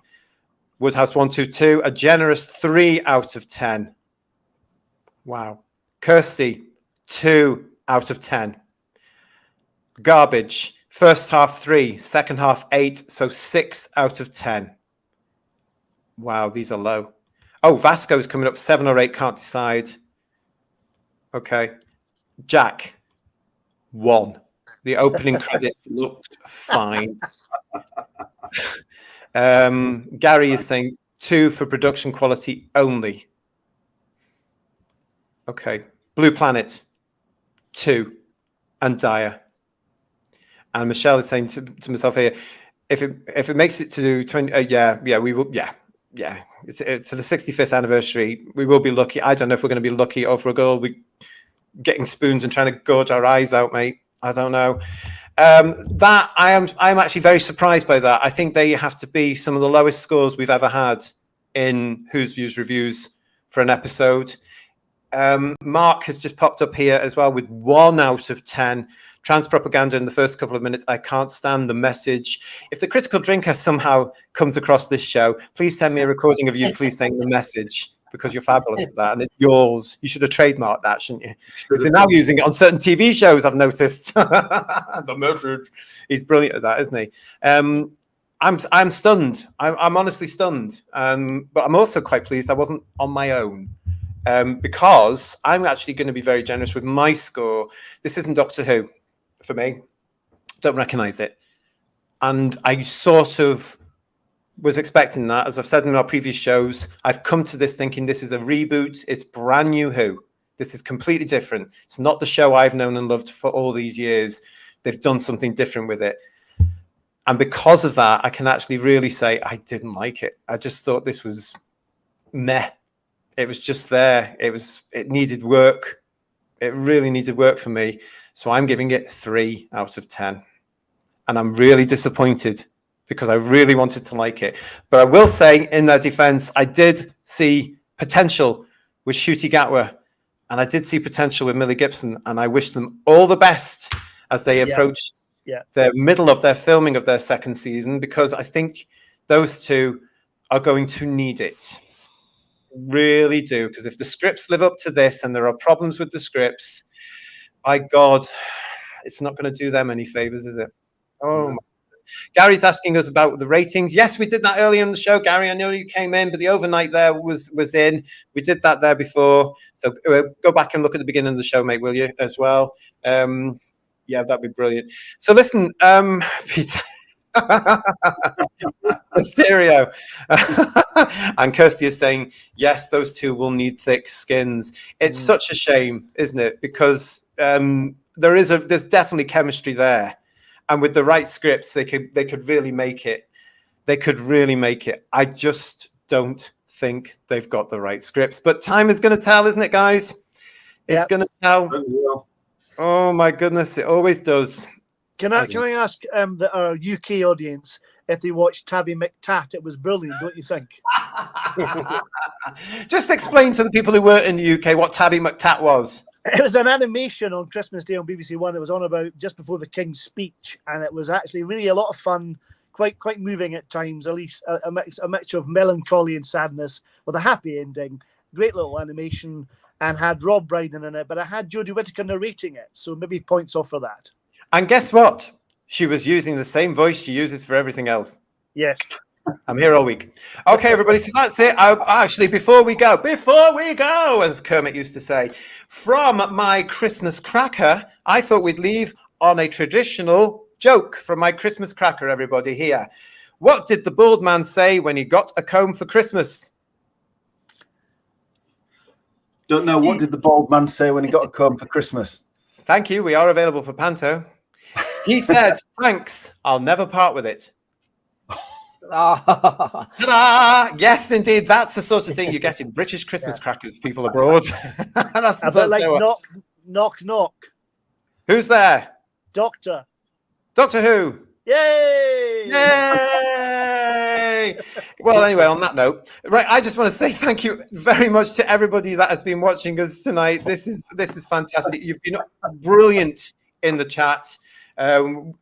Just thank you for supporting us. Absolutely wonderful. And oh my goodness, what can we do now to get us back to being all good and positive? Well, I can tell you we'll be back in January with the Tom Baker season to celebrate the Doctor's 90th birthday. That's what's coming up. So please don't forget to subscribe to the channel and ring that bell so you know when we're going for that. We are coming back with the Tom Baker season because we are going to celebrate the legend that is Tom. And yeah, we've got some plans coming up for you on there. To the WHOTASTIC panel, to Brendan, to Third Doctor Ian, and to Paul, thank you so much for joining me on this particular show as well. Hope you've managed to get an awful lot off your chest. I know, Ian, are you feeling a bit better? Because I know you needed that therapy, didn't you? Always feels good to vent, definitely. You've been amazing, everybody. Thank you so much for joining us. Coming up next on the channel is our review of the year. So make sure you are subscribed for that because, ooh, you're going to love that. Oh, my God. So we will see you for that next time round. And keep in touch with us as we head towards our Tom Baker season and some proper Doctor Who. Yay! Join us for all of that. We will see you very soon. Until next time. Goodbye. Have a great rest of the festive period and Happy New Year when it comes, everybody. Yeah, Happy New Year. Happy New Year, everyone, when it comes. See you soon, everybody. Bye-bye. Bye-bye.